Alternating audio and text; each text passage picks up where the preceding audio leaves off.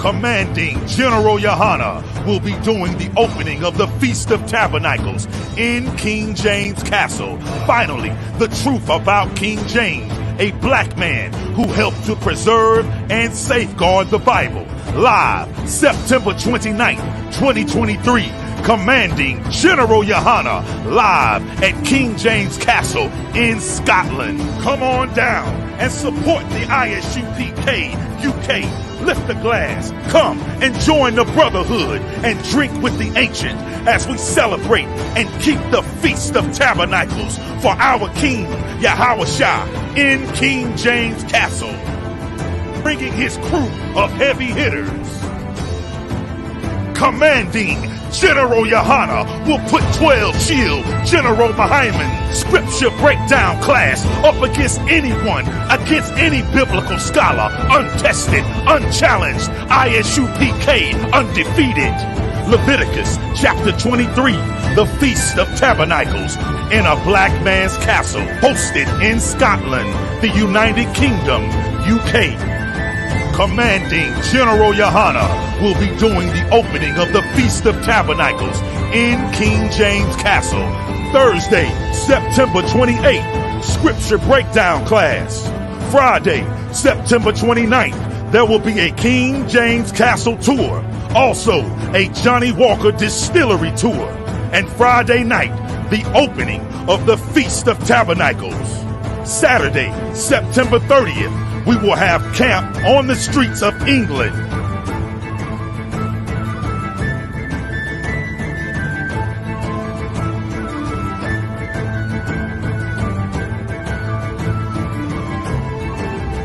Sunday, October 1st, the UK Cookout.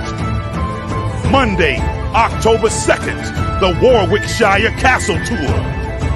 I.S.U.P.K under Commanding General YAHANNA at King James Castle in England. This is an absolutely monumental, historical event. Want us to stop. But man, don't we deserve a shot? Don't we deserve a shot to be the Lord's people? Israel, let's do it!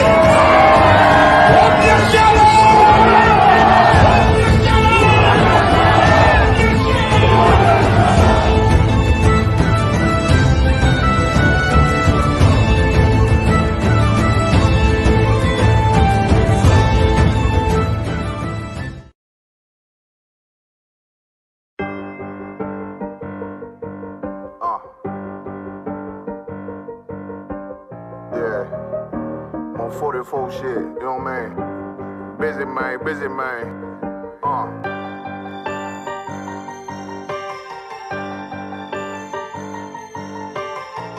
Look, when that shit drop, you step all the way on their neck, step on their neck and their head with that shit.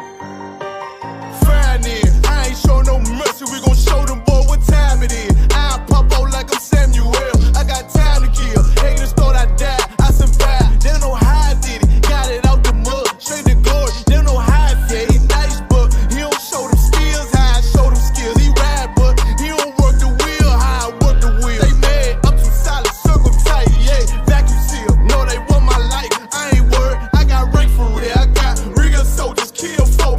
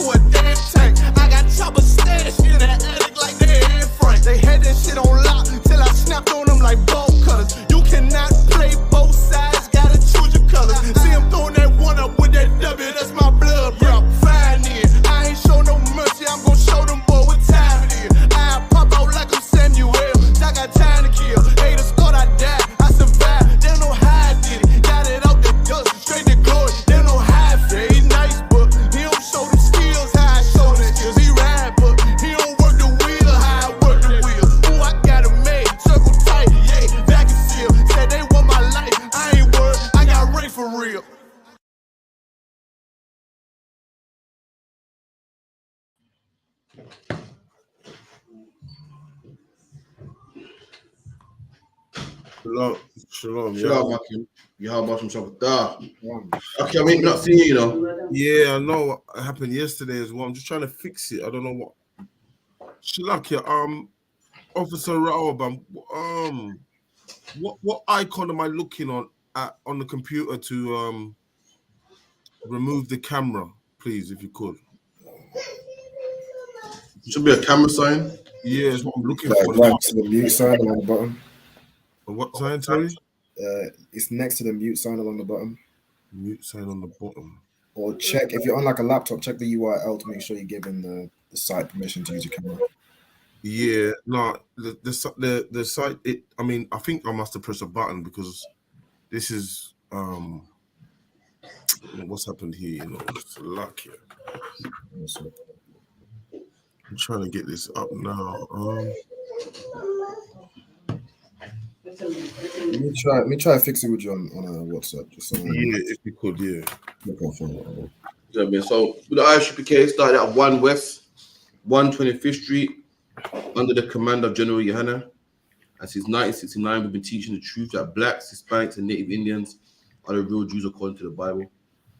You know what I mean? And the man that calls himself a Jew living in Israel is not. He's an imposter.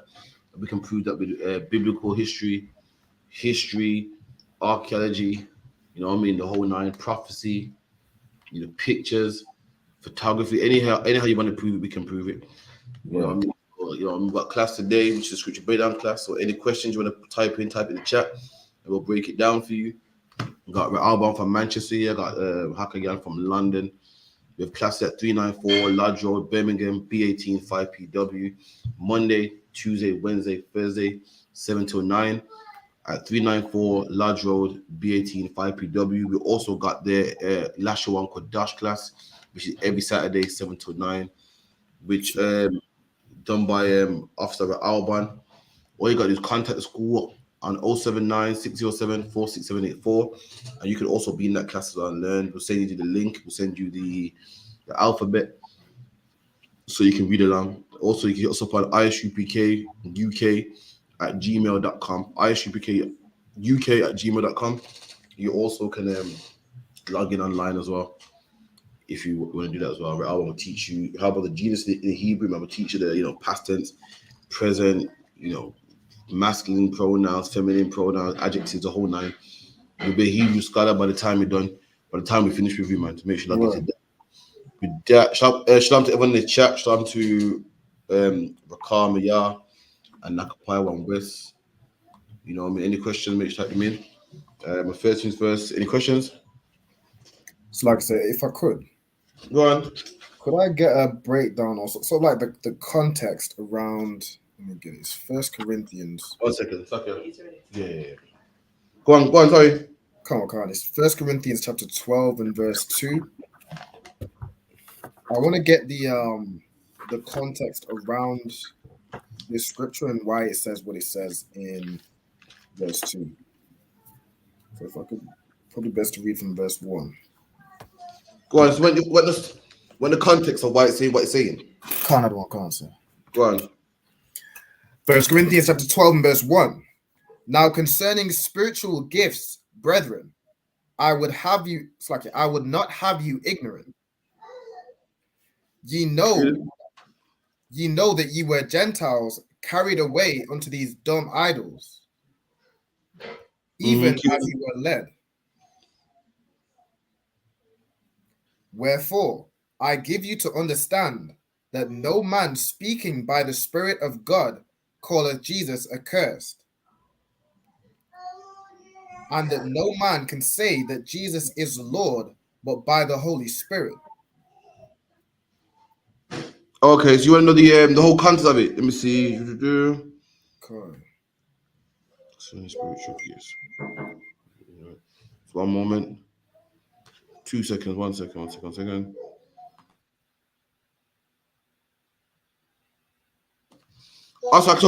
So read it again for the top.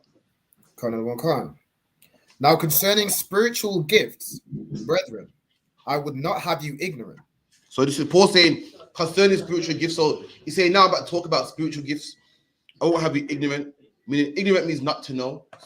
Talking about spiritual gifts, a gift that a brother might have, that's spiritual, a gift that a brother might have to help the truth. I won't have you ignorant of this. Keep it in. Ye know that ye were Gentiles, carried away unto these dumb idols. So he's saying, you know that before the truth, all you were Gentiles. No, you can't used to be a Gentile. Talking about how we lived our life. So you know, before the truth, you used to be Gentiles. And it explains how we used to be Gentiles, carried away by dumb idols. Before we come in the truth, we was, serving different gods, doing different holy days and different feast days and different philosophies. That's why we were Gentiles, read. Even as ye were led. And we were led by them. We followed the dumb gods, and we were led by them. And they led the way. They told us what to do, what days to celebrate. And we were led by those dumb idols. That's what made us Gentiles. That's what made us not Jews. Hear it in. Wherefore I give you to understand that no man speaking by the Spirit of God calleth Jesus accursed. Keep it in. And that no man can say that Jesus is the Lord but by the Holy Spirit. There you go, saying no man can say that Christ is king except the Spirit be with him. Like no man can come in the truth. No man can come in the truth because he read it and it sounds interesting to me. Nah, he was destined to be in there. The Spirit led him in there. That's what it's saying. No man can say Jesus is Lord unless it be by the Holy Spirit. Any man in his chairs ain't some man that was researching. I found out the UPK is a home of the truth, man. Or it was interesting and it made sense to me. Nah, it's the Holy Spirit that brought you in here. God wanted you in here, and that's why everyone comes in the truth in different ways. Some people come in through a Facebook video. Some people come in through a flyer, whatever the case may be. Some people are going to come in from a new QR code. Raul, you see my new QR code? God. You know what I mean? They come through that way. Don't watch that, man. Keep it in. Now there are diversities of gifts, but the same Spirit. Now you go to the diversities of gifts. So talking about the diverse offices in the truth, but it's all the same Spirit. What is the Spirit, man? The Spirit of Yahawashi. To teach Yahawashi throughout the whole earth, man. To get blacks and Hispanics off drugs, to get blacks and Hispanics in this kingdom, man. To get blacks and Hispanics to rule again. And guess what? To get blacks and Hispanics to rule again, everyone got different jobs, man. Everyone got different jobs to do this one thing. Like McDonald's, what's the goal of McDonald's is to sell burgers, man. But some people got to do the books. Some people got to do the ordering. Some people got to clean the place up. Everyone got different gifts, but this why overall it sells burgers, man. Like in the truth, someone are the cameraman, someone are this, someone are that, but we're all doing this. So blacks and Hispanics get the word of God. Now, concerning your question, the context of why he said the third chapter, verse 1, I'm not sure. That's he said, why did it, what's the context? Like, why did he say now concerning spiritual gifts, brethren, I would not have it ignorant? Like, why would it bring that first? You can start the chapter before, last few verses. Chapter before. All right, cool. Start from Slack, so I'm just gonna get the door real quick. 1 second. What you don't understand? You see them? These are the epistles. Once I went to Alban's back, 1 second.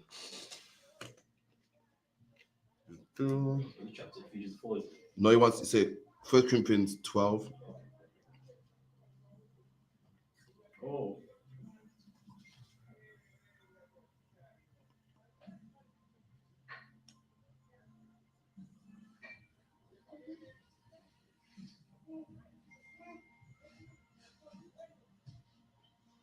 No, sir. So how can you there? Sir. Yeah, read 1 Corinthians 11 and 33. No, in fact, we'll leave it there. When Albert come back, we'll deal with it. No problem. No, we'll do it when he gets back. Give me John 1 and 1, Baba Kushar. Give me John 1. 2 seconds. Read the book of John, chapter 1.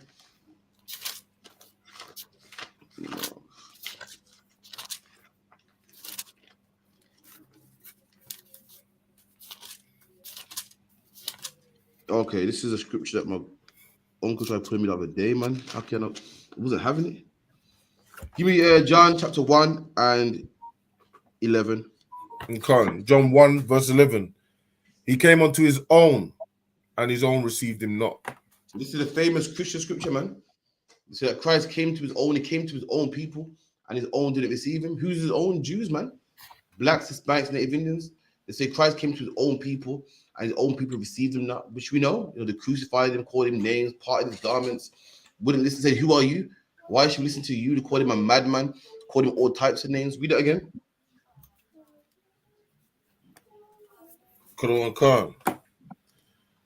He came unto his own, and his own received him not.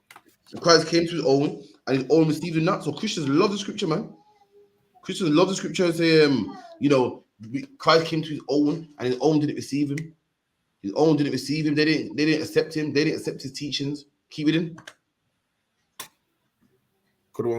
Verse 12. But as many as received him. As many as received him. So they say, so Christ came to his own people, and they didn't receive him. But as many as received him, meaning this is everybody now. His own didn't receive him, but many others did. As many as did receive him, keep it in. To them gave he power to become the sons of God. So is that saying that Christ taught Gentiles? Is that saying Christ taught heathens?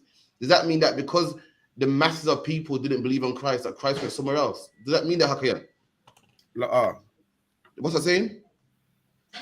His own people. He's talking about his own, as it said in the. There you go. I'm gonna get 2 precepts to prove it, man. But before I even do that, just read it, man. So he came to his own, and they received him not. But as many as received him from where? His own, man. He came to his own, and they received him not. But as many as received him from where? From his own. That's right. Peter was one of them. Paul was one of them. Bartholomew was one of them. Andrew was one of them. Thomas was one of them. These are men who were his own that received him, and these were the men that he gave power to become the sons of the living God. So like I said. And also, that don't make no sense because they're trying to say as many means everybody, but when you read Matthew, Mark, Luke, John, Christ was only around his people. That's right. So you're saying that, but reading on through all the Gospels, he never went anywhere else. So no, he didn't went nowhere else. What are you talking about? The masses. In fact, it's talking about mainly the scribes and Pharisees. Those are the ones that rejected him. But there were brothers that did, man. And we're going to read that if you could, Akian, get me John 8 and 31. Remember, it said as many as believed on him. Let's find out who those were that believed on him. Let's find out, man. John 8:31. Then said Yahushua to those Jews which believed on him. Hold on. I thought it said as many as believed on him. John explains who those many were. Those many was Jews, man. Then said Yahushua to those Jews that believed on him. I thought he went to his own and his own received him not. Nah, man. What he's talking about was the masses didn't agree with him, man. Just like the UPK today, man. Black people don't believe what we say, but there's many black people that do believe what we say, man. Hakian, you're one of them, man. Right. Alban, you're one of them, man. All you brothers in all black, you are one of them. Your sisters cooking and preparing for the UK trip, you are one of them, man. But many of them, many don't believe on us. Many think that we're a hate group. Many think we're a cult. Many think we're in a hate group and an evil group and we beat our women. But there's many that do believe in us. And those are blacks, Hispanics, and Native Indians, man. Read that again up. John 8, verse 31. Then said Yahushua to those Jews which believed on him. And Christ said to those Jews that believe. Remember, in John it said what? Many as believed on him, he gave them power to be the sons of God. And this is saying the same thing, man. What did Christ say to the Jews that believed on him? Read on. If you continue in my word, then you are my disciples indeed. There you go, man. Christ gave them power to be the sons of the living God, man. Christ said, if you continue in my word, man, then you are my disciples indeed. And that's what we should be, man. That's what every man in the UPK strives to be, man. Will be, man. You know what I mean? With hardcore work and with giving orders and being grounded and worked hard, we're gonna be Christ's disciples, man. And we're gonna fight them demons that we used to have. We're gonna become a new person, man. We're gonna be brand new, man. And we're gonna mistakes we used to not make them no more, man. And become a brand new person. We're gonna be Christ's disciples indeed, man. In fact, we are Christ's disciples. Show me anywhere else where anyone is a disciple of Christ, man. Because the Christian church is a disciple of Christ. They don't follow Christ.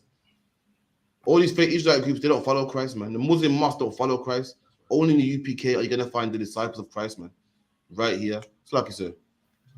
And that's heavy because in John 1, it said he gave them the power to become the sons of God. Then Christ saying, you can become my disciples indeed. So meaning you follow Christ, that's how you become a son of God. Like There you same thing. Come on. And Christ is saying that basically you follow me, that's how you're a son of God, man. That's how it works. Let me tell you something about this truth, man. People think that, thanks to Christianity, people think that they can serve God directly. People actually believe that, man. Like, listen, you know, I don't listen to man and man this and man that. Listen, show me in the Bible where a man went to God directly, man. Nowhere, man. You won't find it, man. Moses was the mouthpiece of God. What does that mean, a mouthpiece? Meaning, when he speaks, God speaks, man. God said, I will be instead of you a God, man. And then even Moses, you couldn't even speak to Moses directly. You had to speak to Aaron, man. People read this Bible and think God is accessible and you can go to. No, it's not, man. No, it's not, man. God ain't accessible that anyone can just reach. You know, I just pray, man. The answers come to me. That's ridiculous, man. When you pray to the Lord and the Lord answers your prayers, you know what the Lord does? The Lord sends a man to answer them prayers, man. When you was in the world and you wanted to not know the truth, the Lord sent a man with that video, sent a man with that flyer, man, sent a man to set up camp, man. And that's how you know the Lord. And likewise, Jesus Christ was a man, a righteous man, and that's how you got the truth, man. And the scribes and Pharisees didn't want to believe in it. They were like, who's this man here from the ends, man? With that ugly garment and you know, who does he think he's riding a donkey? And that was the man that they was missing out on, man. That was the man that they were supposed to follow. And just like Christians, they didn't follow him. Why? Because of his appearance, man. Because he didn't have a pinstripe suit. Because he wasn't born to the right family. Because he wasn't born in the right neighborhood. Because the look didn't fit. And that's the reason why no one wants to serve Yahushua, man. For the same reason no one wants to serve us. Who wants to serve a man with two wives, man? Who wants to serve a man with gold teeth in his head, man? They'll serve Joel Osteen. You will serve Christianity, and Christianity got history of raping black women, got history of cutting black people's arms off, man. Got history of burning black people alive, but a black man with gold teeth, nah, man, can't serve him. The only black man will serve is a black man close to the white man, with a smooth face, with a suit on. But a black man with a beard, a black man speaking improper English, ain't gonna happen, man. He can't be of God. I don't understand. The Bible was not written in English, you know that, innit? It wasn't written in English, it was written in Hebrew. So how come to be godly, you must speak proper English, man? Right. When you hear people praying and talking old English, oh Lord, thee, thou, Christ didn't speak English himself. So that means Christ must have been ungodly too, man. That means Peter must have been ungodly too. I'm poor, man, because none of them spoke English. English wasn't invented yet, man. I think the closest English you get them was what? Latin. That was the closest, man. And then Latin broke off that 10 times and became Spanish, became Italian. And then one day it became British, became English somehow. No one spoke English, man. The closest people speak English was the Romans, and them Romans was far from godly, man. Them Romans invaded wrestling, naked wrestling, and killed Yahushua, man. But anyway, I digress. I read that again, Babu Kashak here.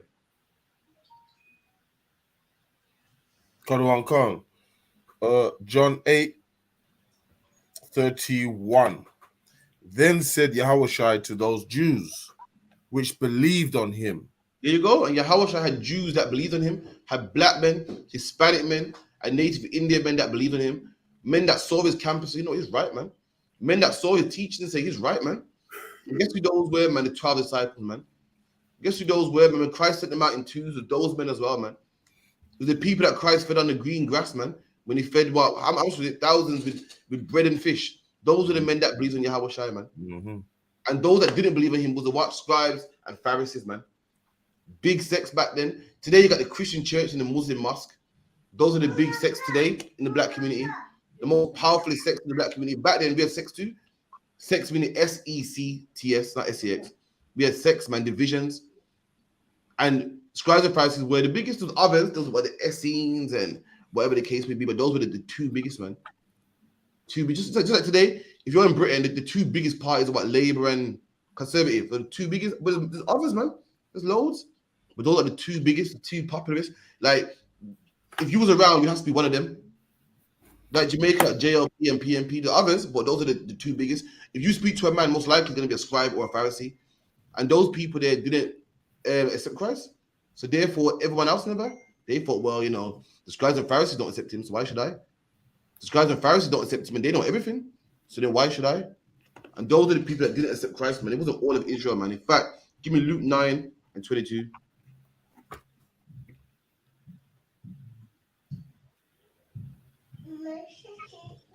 Give me 9:21, Baba Kushar.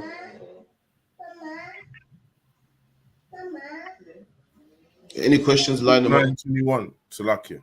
Go on. Luke 9:21.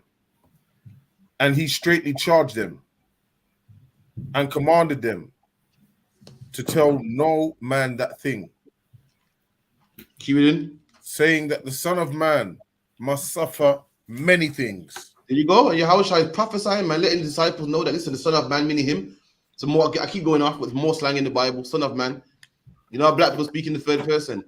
Like today, people go, yo, man, I'm hungry, man. Man, I'm tired, man. You go speak to him, man. That's how he spoke back then.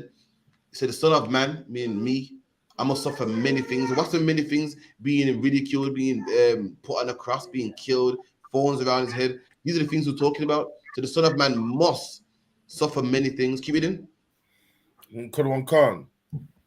And be rejected of the elders. Of who? Of the elders. And those are the ones that rejected him. The Bible goes, he came to his own, and his own received him not, received not, rejected, received not, rejected. So who are those that received him not? Hakian? The elders and the chief priests. When it goes, he came to his own, and his own received him not. Really, what it's saying is, he came to his own people, and the scribes and Pharisees didn't receive him, man. The scribes and Pharisees rejected him. If you're teaching a new doctrine to black people, you want it to spread and go far and wide. So who's the first person, the people you teach, man? You teach the people who have the power to spread your doctrine. Like if you're handing out, you're doing a poster or a billboard, you put your poster in Central London so everyone can see it, man. So Christ come on the scene trying to fix blacks and Hispanics, and the first people he came to were scribes and Pharisees. Why? Because it makes sense. I'm not going to teach my doctrine to nobodies. I'm going to teach it to people that got the power to teach everybody, man. Got the power to, go out there. Like when you come in the truth, what's the first thing you do, man? You go to your pastor, man. Everyone to go to the pastor. They think, yo, if I can teach my pastor, he will teach everybody. It don't work, mind you, but that's what we ordered when we first came in the truth. We thought, y'all teach my pastor this. And Christ did the same thing, man. Christ went to the scribes and Pharisees, the people that had the power to spread it, man. But those people received him not. Those people rejected him, man. Those people say, yo, don't come over here with that religion there, man. We love all people, man. That's racist. That's sexist. That's homophobic. That's what else is it? I.S.U.P.K can be sexist, homophobic, racist, aggressive, militant, phobic. What's the other one? It's discriminative. Discriminate. That's what the scribes and Pharisees said, man. Christ was teaching everything that didn't bring harmony. Everything that we love in Christianity that's keeps peace and everything nice and we don't want no trouble. Christ brought the opposite, man. Everybody wants to get on with their family and celebrate Christmas, and Christ saying, listen, your uncle molested you, man. You gotta stop molesting children, and nobody wants that. Everybody likes to hush, man. We were living under the Romans, and Christ saying, black man, you are above the Romans, man. We're like, look, man, I'm happy. Romans ruling. I'm under. I don't want no problems, man. Christ saying no Christmas, man. And what does everyone else say? Come on, man, Christmas for the kids, man. I want to start no problems, man. It's cool, man. Christ talking about slavery and the oppression of black people. Nobody wants to hear that, man. I'm like, nah, listen, man, we're cool. The Romans ain't bothering us. As long as we work and bring them our taxes, they won't bother us. It's just hush, man. And that's why they rejected him. Everybody's an old saying, man. It goes back. Everybody wants heaven, but nobody wants to die. And that's the problem with blacks, Hispanics, Native Indians, man. Everybody's sick of oppression, but nobody wants to work to get out of oppression. And the scribes and Pharisees knew that we was under oppression by the Romans, man. And Christ had the answer to get from under oppression. But it's too much work, man. It's going to cause too much ruckus, man. Too much problems. And they're not killing us right now. Right now, they're not killing us. They're not doing too much. I'm cool with this. I can work with this. And that's always been our problem. But you read about the time of Moses, man. There were some brothers that was in the wilderness and was out of slavery. And they didn't want to fight and get the land. They was like, look, man, I'm cool in the wilderness, man. Can we just chill here? Cool, I can get better. We can get better and have our own land, but how about now? You remember that, sir? Can we cool off in the wilderness? Because, it's cool, got food, we're good. That's the problem, man. In the UPK, we strive for the best, man. Right. We don't strive for okay, man. We ain't going to be happy until everyone knows about the I.S.U.P.K, man.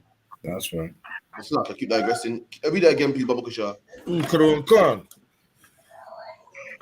Luke 9, verse 22. The saying, the Son of Man must suffer many things and be rejected of the elders and the chief priests and the scribes. Chief priest, you know. I mean, the chief priest is the top priest. The manager. That's it. Not like today. Your priest will be what the men that go to church, man. The chief priest will be like deacon, man. Be the head pastor. Christ was even rejected by the chief priest, man. These men said, "Go away with that doctrine, man. Go away with that racism, man." And guess what? Christ will teach. Anyone would think that Christ was teaching to molest people. Anyone would think that Christ was teaching people to eat pork. Christ was telling people to not eat pork, man. Christ telling people to not molest children, man. And your chief priest rejected that. That's why they call him hypocrites, man. That's why all through the Bible, Christ's favorite word was hypocrite, hypocrite, hypocrite. Because these are men that should have been down with what Christ was saying. You call yourself reading the Bible, but Christ ain't bringing nothing but the Bible, man. Why would you have any beef with what Christ is saying? And just like your pastor today, man. How can your pastor have a beef with the I.S.U.P.K, man? But he's supposed to read the Bible, and the Bible says what? That black people are above all nations, man. The Bible says what? That Christmas is a demonic holiday, man. Okay, but this is the problem. Your pastor is just like your scribe and Pharisee leaders, man. Hypocrites, man. That don't really read the Bible, man. Keep reading. And also, Salakia, if you battle your pastor long enough, we tell you. Salakia, I've got to mention that. If you battle him for half an hour, about half an hour, he'll tell you, say, well, you can't really believe everything in the Bible. He'll tell you straight outright. He'll try out first, pull scriptures, and he'll outright say, listen, do you believe everything in the Bible? He'll outright tell you that. It happened to me countless times. You get frustrated, and they say, but listen, man, you can't take, you even say, this is what you say, you can't take the Bible literal, man. Listen, you can't read everything in the Bible, you know. What's another one to say? Or not everything you can read. It says something along the lines are basically the Bible ain't 100%. Who say it to you? Keep reading. And be slain and be raised on the third day. Slain means to be killed, man. Yahushua was killed and raised on the 8th day, on the 3rd day, Salakia. You know what I mean? And that's what Christ meant by I can destroy the temple and rebuild it in 3 days. And they didn't understand it. They thought it can mash on the temple and put the blocks back. The Bible goes, you are the temple of God. And he said, listen, I can raise again in 3 days. And they was carnal. They didn't understand, man. But any more questions? It's lucky if I could. It's in. Let me find it. It's in 2nd Maccabees chapter 6. And, 2nd Maccabees chapter 6 and verse 2. Well, we can start from verse 1. 6 and 2. 6 and 1, and the scripture I want is verse 2. All right, 2 seconds. 1 second. What's up? You don't hear about the riots in Central London, innit? Nah, riots in Central London. We'll go in a minute still. All right, carry on. 2nd Maccabees chapter 6 and verse 1. Not long after this, the king sent an old man of Athens to compel the Jews to depart from the law of their fathers. Okay. 2nd Maccabees 6 or first? 2nd Maccabees 6.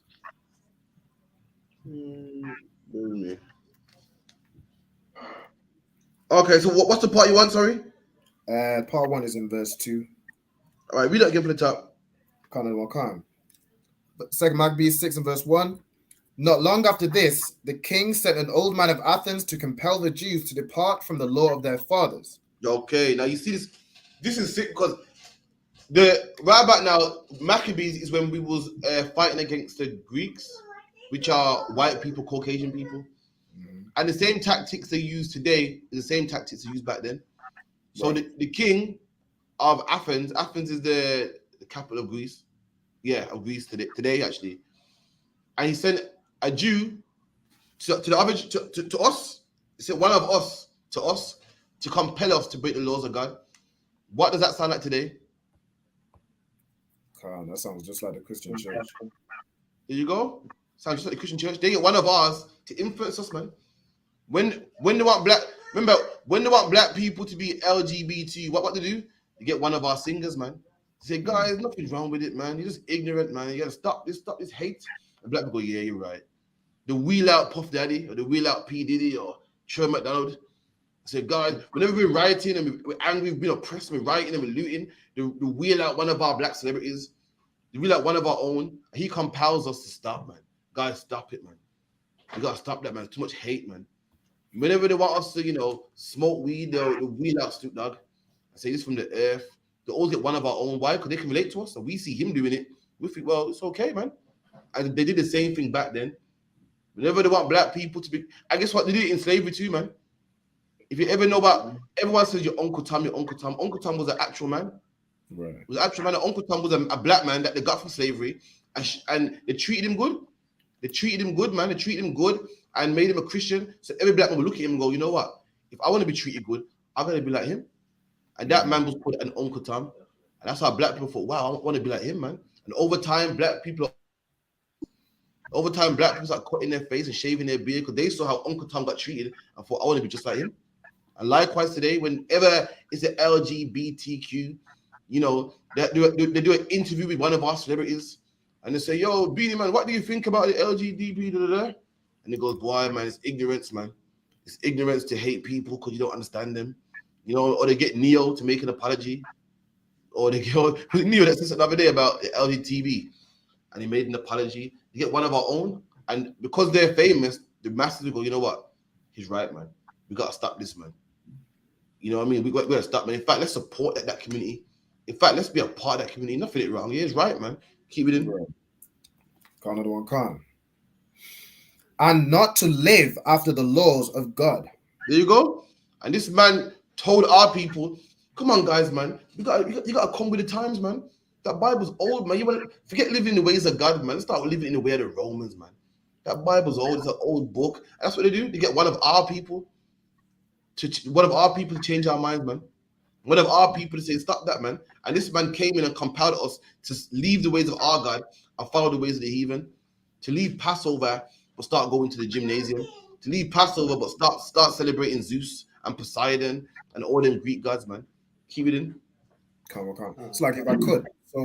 So this old man of Athens, you reckon this was one of our people? Yeah. When you read First Maccabees 1, it lets you know that it's one of our people. And also, not only was it one of our people, Judas killed him, man. Judas saw him and thought, slaughtered him, man. And Judas Maccabee, they also tried to make Judas back. In fact, we're going to get there, man.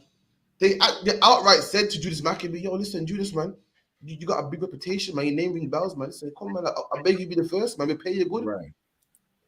Told him outright to his face, man. And Judas weren't having it. Keep it in. Come. Verse 2. And to pollute also the temple in Jerusalem. And to call it Slakia. And to pollute the temple, when you pollute with water, when something's polluted, it means it was good, but it's not good no more. Like you pollute the air is good, man. You gotta breathe it. But when you pollute the air, you turn something good to something that can't be used no more. When you pollute the water, it's something that was good but can't be used no more. And the temple's a good place, man. The place where we give our sacrifice. The priest was there. And this man said, pollute the temple, man. In fact, let's change the temple of God to the temple of Jupiter, Poseidon. Yeah. That's what you do by polluting the temple. It's a place where the Lord don't see as holy no more. Keep it in. Khan. And to call it the temple of Jupiter Olympius. And the man said, listen, don't call it the temple of God no more. Let's dedicate it to Jupiter, man. That's why it's polluted, man. The Lord don't see that place as holy no more, man. The Lord don't see it as his house no more, man. That place is polluted, man. That's a place for Jupiter. Keep it in. Khan. And that in Garizim of Jupiter, the defender of strangers. There you go. And it became a place for strangers, man. Heathens. Imagine your holy place. Imagine a place where all the black people can dwell, man. And you'll see the white man in there, Chinese man in there. You're like, what the hell, man? You don't want some true story. Once upon a time, yeah, the only people that knew Kung Fu was Chinese people, man. And then Bruce Lee started to teach all nations in America. Bruce Lee was from America. He was born in America, but lived in China. I went back to America and taught the whole world Kung Fu. And Chinese people was pissed, man. Because they saw something that was theirs being taught to everybody, man. I was like, what the hell is this? And that's how, now I know how it feels, man. When someone got something of yours, giving it to the whole world, man. This is how I feel when I see white girls in braids, man. This is how I feel when I see white boys in tracksuits, man. This is how I feel when I see everyone using my slang and my lingo and while I go on, they're cool. It pisses me off, man. And this is how I know how Judas felt when he saw the holy temple of God, man. And some blonde-haired man is walking around our temple, man. He's having a good old stroll. See the Indian man having a good old stroll, man. Ah, man, I could imagine Salakia. Something that, you grew up in the temple, man, grew up your whole life. Your mom took you there, dad took you there, and you seen it polluted overnight, man. And now I know how it feels, man. Salakia, sir. Nah, it's like when you go to a black event, like not the carnival, but like some black festival, and just all these heathens singing the songs it's like singing the words to songs that you was raised upon. Like, what the hell's going on here? Like, it rubs you the wrong way, man. Listen, man, I know how Judas felt, man. I was like, see strangers walking around. I know exactly how it felt, man. And you only understand if you love black people. If you don't, and you're coon and you're Christian, you understand. You think everyone can get piece of this. Everyone, and black people are the only people that say everyone can get piece of this. The Chinese weren't saying that. Chinese was angry, man. They was angry, man. Try to assassinate Bruce Lee on certain times. Offered him out. Did offer him out for a fight as well. Yeah. Offered him out to a duel, man. We're the only people that accept people. And when we accept you as well, you don't even give homage, man. Don't give homage, man. I saw a sound clash with my dad, man. And in the sound clash, there used to be Chinese people in there, man. Who invited them in, man? Who invited the African into grime music and UK rap, man? Who invited these people in? But when you're Christian, you love it. You're like, oh, it's cool, man. Let them in, man. Enjoy them in, man. We let white rappers in, white women rappers in, the Kardashians in. Everyone's allowed to join in, man. It's like I said. Now, just off the back of that, with the Bruce Lee, everyone thought he could fight. It was this, he was rough. But basically, because the Chinese didn't like him, they offered him out to a fight. And in that one fight, he damaged his back, or he broke his back, and he couldn't fight for a while. It shows that it wasn't tough, because the one actual fight he had ended up breaking his back. There you go, man. I can't talk about breaking backs right now. I'm in a bad position myself. What's like, yeah. Every done, man. The coming in of this mischief was sore and grievous to the people. There you go. This is people that love black people, man. They weren't like a Christian pastor today. Oh, they invite them in, man. I invite them in, teach them how we cook, teach them how we live, teach them how we dance, teach them our culture. They weren't like that, man. This grieved the people. People saw this. What the fuck's he doing celebrating Passover, man? What's he doing in the temple, man? What's he doing in my land, man? This grieves you, black man. When you love your people, you will understand this grievousness, man. You will understand this grieving, man. If you don't, you just want to include all people. You don't mind being under bottom. Keep it in. For the temple was filled with riot and reveling by the Gentiles. And the temple was filled with rioting, man. They're rioting, having their orgies. A riot back then was what, like naked women and crazy orgies and swinging and whatever the case may be. That's what the riot was filled with, man. A holy place. The temple so holy that Yahawashi had to beat out certain men, man, from robbing people in the temple, man. Had to whip them out. That's how holy it was. It's a place seen as a place that was considered had like you have respect for it, man. Like it's like your grandma's front room. It's a place where you're not allowed to go in, man. If you do go in there, you take your shoes off, man. It's a place that you couldn't go there and just jump on the city. You couldn't go there, just lay on the couch. You got respect for that room. Why? Because your grandma put it all into it, man. And that was a temple at one time, a place that was respected, man. And just see white men, all nations walk around there, man. That grieved us, man. Keep it in. Who dallied with harlots and had to. That's the writing right there, man. The harlots, the whore, them. You ever seen them cowboy movies when they go to a bar? You see the whores running around, top and everything. Because women weren't allowed in the bar back then, innit? So any woman you see in a bar was a harlot, man, a whore. And that's what they turned their temple to, man. Whores in there. To us, it's a temple. To them, it's just a big building, man. It's a big building. I think at one point they even had the sports in there as well. There's a place that it's a big hall that they can keep their events. It's a big hall that they can keep their sports and their whoredoms or whatever the case may be. Keep it in. And had to do with women within the circuit of the holy places. Has that passed your question? Slacky, if I could. My question was on verse 2, where it says they polluted the temple in Jerusalem and called it the temple of Jupiter Olympus. Can that relate to how, like in Christianity, it's like they take the Bible, but they bring in the customs of all all the Roman customs and pagan customs. Like, for example, even with the word Catholic, the definition of Catholic means including a wide variety of things or all embracing. Could you relate that scripture to how they've polluted the it's like polluted the temple? You could relate it to how they polluted Blacks, Hispanics, Native Indians by giving them the customs of the Greeks, the customs of the Romans, these pagan customs. Could do. I don't know how you flip it, but yeah, absolutely. Both of them are the same. They polluted the temple and gave it a new name and dedicated to another god. I don't know how you would for the streets or for classroom teaching. Probably more. Well, I mean, I don't teach the class like that. Let me see. I'll probably see how I could break it down in the streets. Yeah, absolutely. That's what they do. They pollute stuff. They take stuff and switch it around and pollute it. That's what they did back then. How you will say it on the street, I'm not too sure, but it all can be done. It all can be done. Let me get to the part that you wanted. Get it in depth.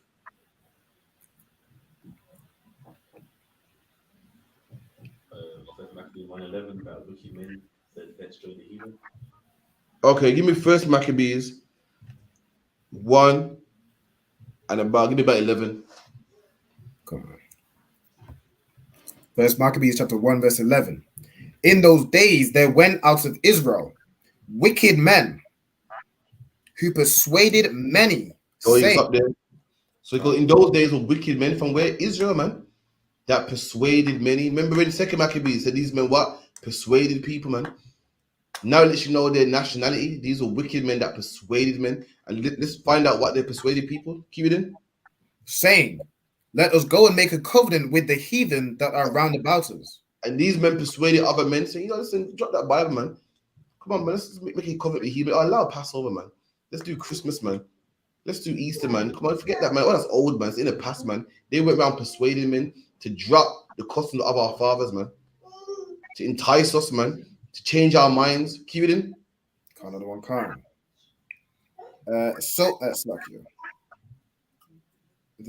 For since we departed from them, we have had much sorrow. And this is what they said. They said, since we departed from the heathen, they go, you know what? They go, let's make a covenant with the heathen, man. Because since we left them, life's been hard, man.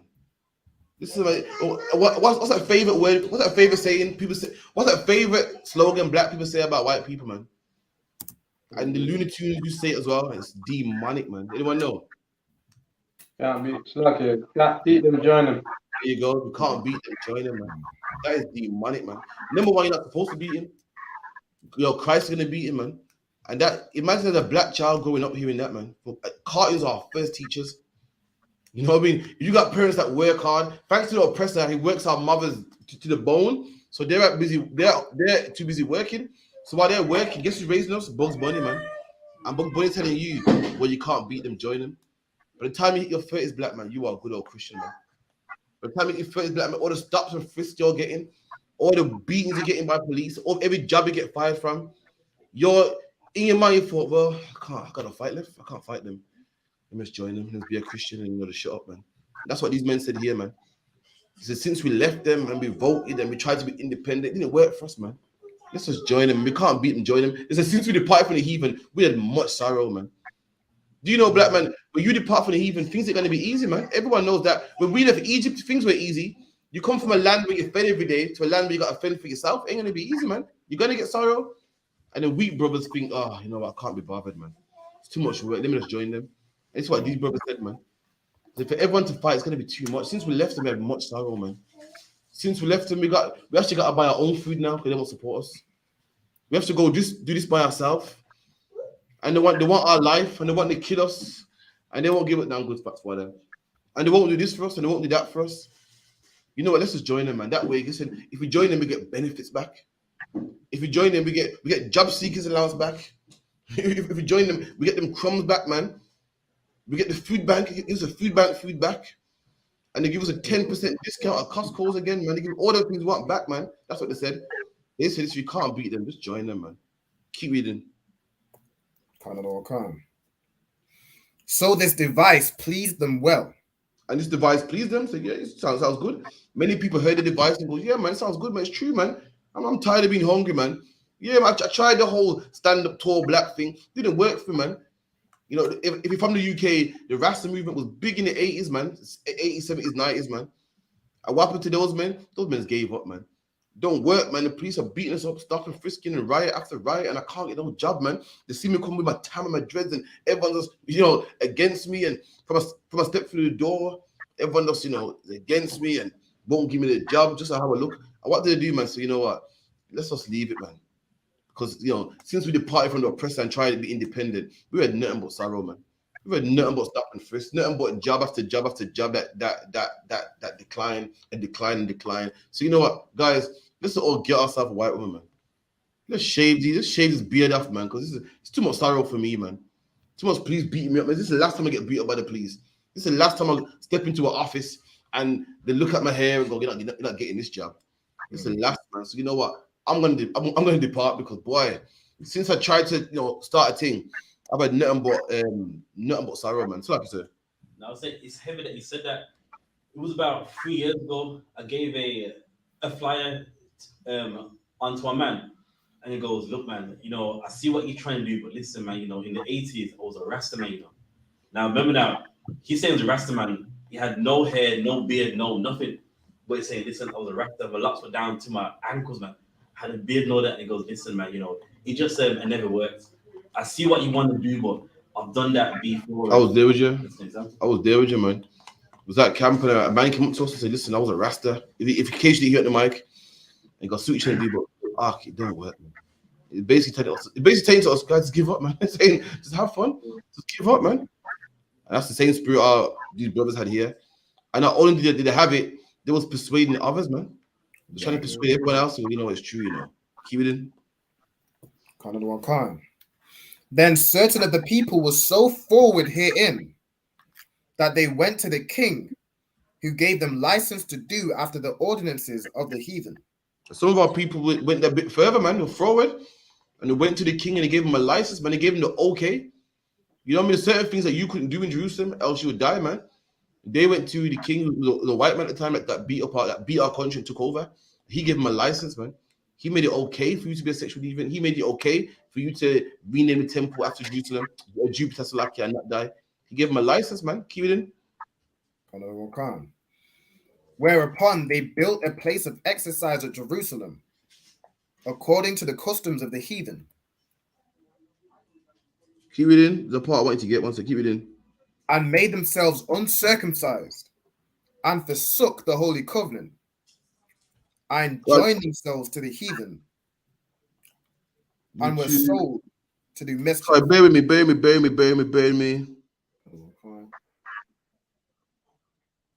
Right, give me second chapter, verse 12.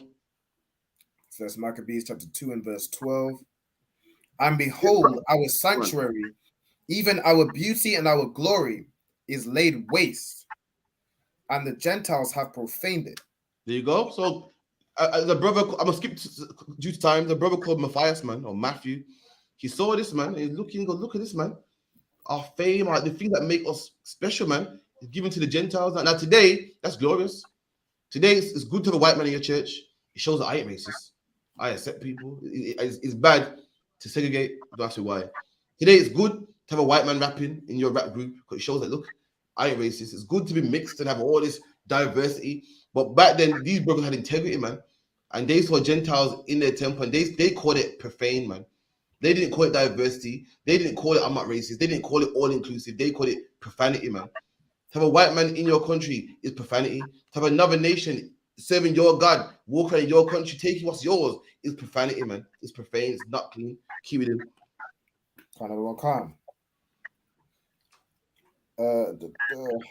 To what end, therefore, shall we live any longer? Look at that, man.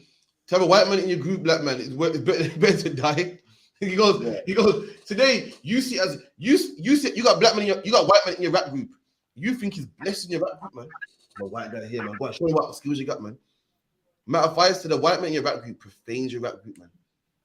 And what good is it to live and have him in your rap group, man? You think you tell a white woman in your house, she's blessed in your house, man. You think you got a prize, man. Matter of fact, says she just profaned your house, man. She made your house disgusting.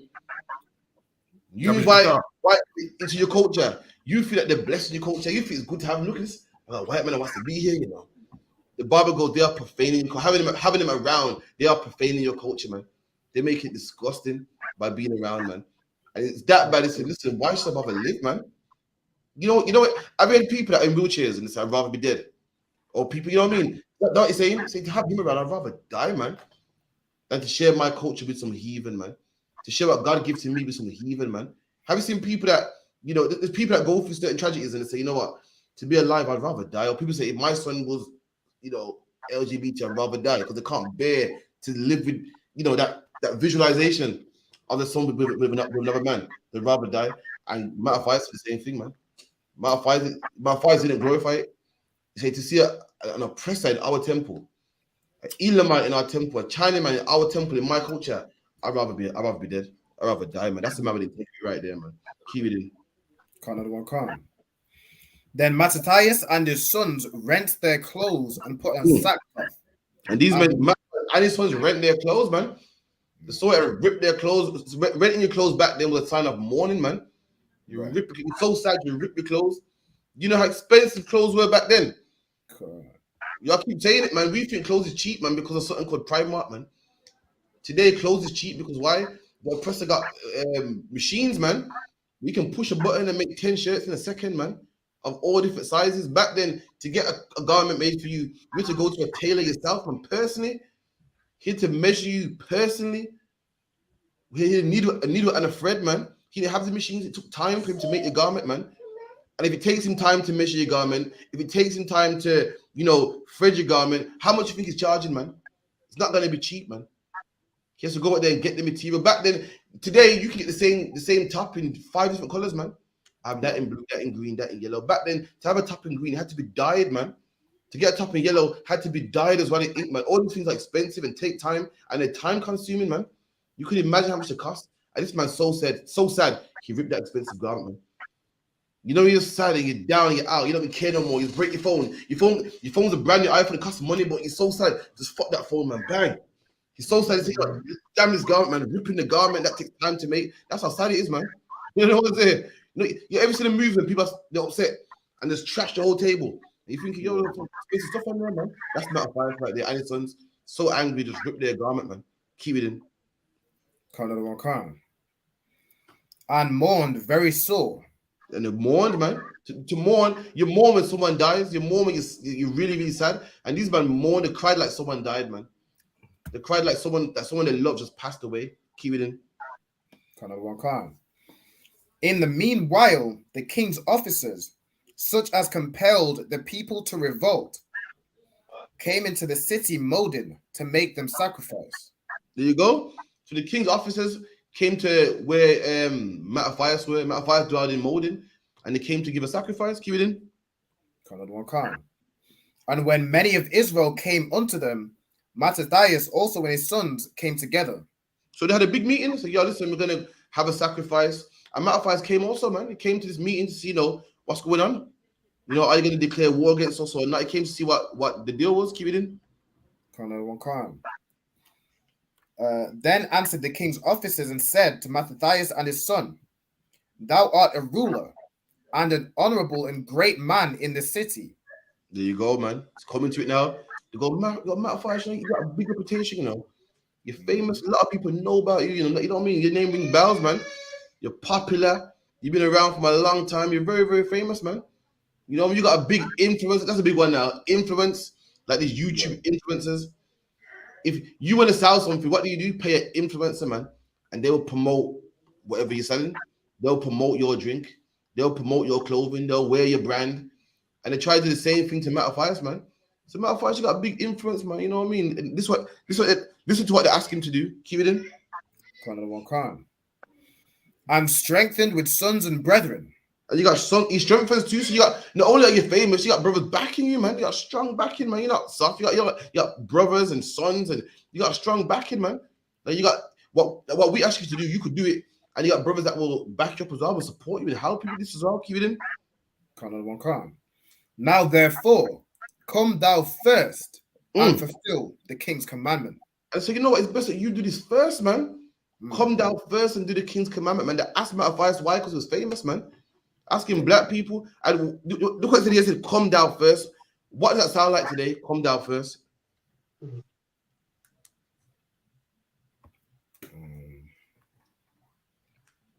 get it today all the time. Be the first, innit? There you go, man. You ever heard of the first black astronaut? You ever heard about the first black policeman in England? You ever heard about the first black this and that? That's the same thing. You could be the first, man. You know what? The first always gets the fame. When you watch these adverts, you see an old woman 90 and say, "Oh, the first black nurse in London." The first, they try to give him that title, man.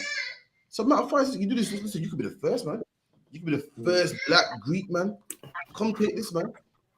So Alban, yeah, it was our people that was influencing other people. Our people that had what reputation and was up there try to use us.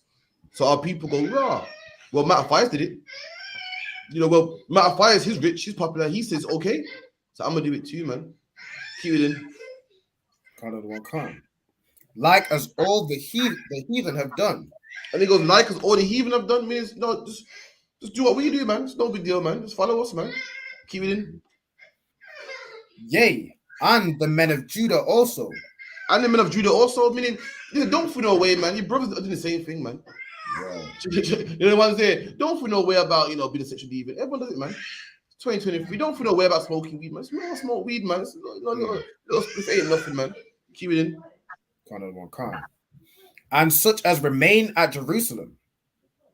And those that are in Jerusalem, more Jews.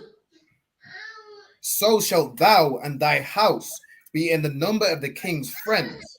You go, if you do this, you're going to be in the number of the king's friends, man. I mean, you're going to be a good acquaintance of the king, man. Right. You're going to be in the king's good books, man. And a lot of brothers don't want to turn that down, man. P. Diddy don't want to turn that down. That's why he made a campaign called Vote or Die, man. That's why a lot of celebrities don't want that. Why a lot of celebrities take the offer? Because they want to be good in the king's friends, man. They want that MBE award. They want that OBE award. They tell black people, stop fighting, man. Leave them alone. Save us in the past. Why? Because they want that reward, man. They want that title. They want to get knighted. They want to be Sir, blah, blah, blah. They want to be Sir Lenny Henry. They want to be Sir this, man. And that's why they go for it, man. They want to be a friend of the king, man. It's like the other one. Now, just off the back of that, like in the UK, Frank, Bruno, and people like that, they wanted to be the Queen's friend at the time. And they, you know what I mean, just agreed with everything, accepted everything, just so that they could be known and, have England not look at them like the average black man that walks the street that day. There you go, man.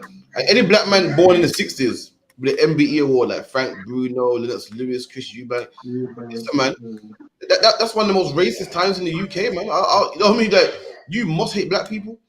You can accept a reward and award to like from the same people that was stopping frisking black people and beating us up, man, and made us live in one-bedroom apartments, man. Imagine 5 black families. You don't even know a man. You're all living in one house, man, and sharing the cooker. One man's cooking some food, you gotta wait for him to finish and use it afterwards, man. Meanwhile, white man's paying the same price you're paying for your room for his whole house with a front garden and back garden, man. Right. You got to hate black people to take an award from him, man. That's right. You got to hate black people to do such a thing, and that's just what our people did it today, and we did it back then also. So like now, just off the back of that, in regards to Frank Bruno, he lived in West Ham, and in London at that time, West Ham was super racist. And many times when he's just take a jog, he almost got beat up by a footballer, a hooligans, and to take the MBE, it's like you forgot what happened to you. Like, you say? It's crazy. West Ham to this day, it's like a lads place, isn't it? Mm-hmm. Football hooligan type of place. He was born there. Come on, man, in the 80s, 70s. God knows how life was for him, man. But he wants to forget about that just so he can get a piece of gold, man. Just so he can be up there in the king's friends. You got your name, Sir, in front of your name. You're up there with the king's friends, man. You got backing and you've seen his got favor. And that's what he cares about. That's what he wants, man. Selfishness, man, is a problem. Selfishness is the problem with us. Selfishness, man. Keep it in.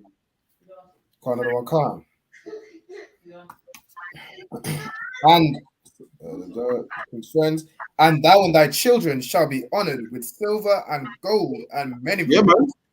And you and your children shall be honored with silver and gold. And what the black people love more than anything, we love our children, man. Yeah. We'll do anything. Why the black people? Every time we speak to a black man with a mortgage, what's the first thing he says? buying a house, so boy, I went on going and my children got something, see that? I'm a lying.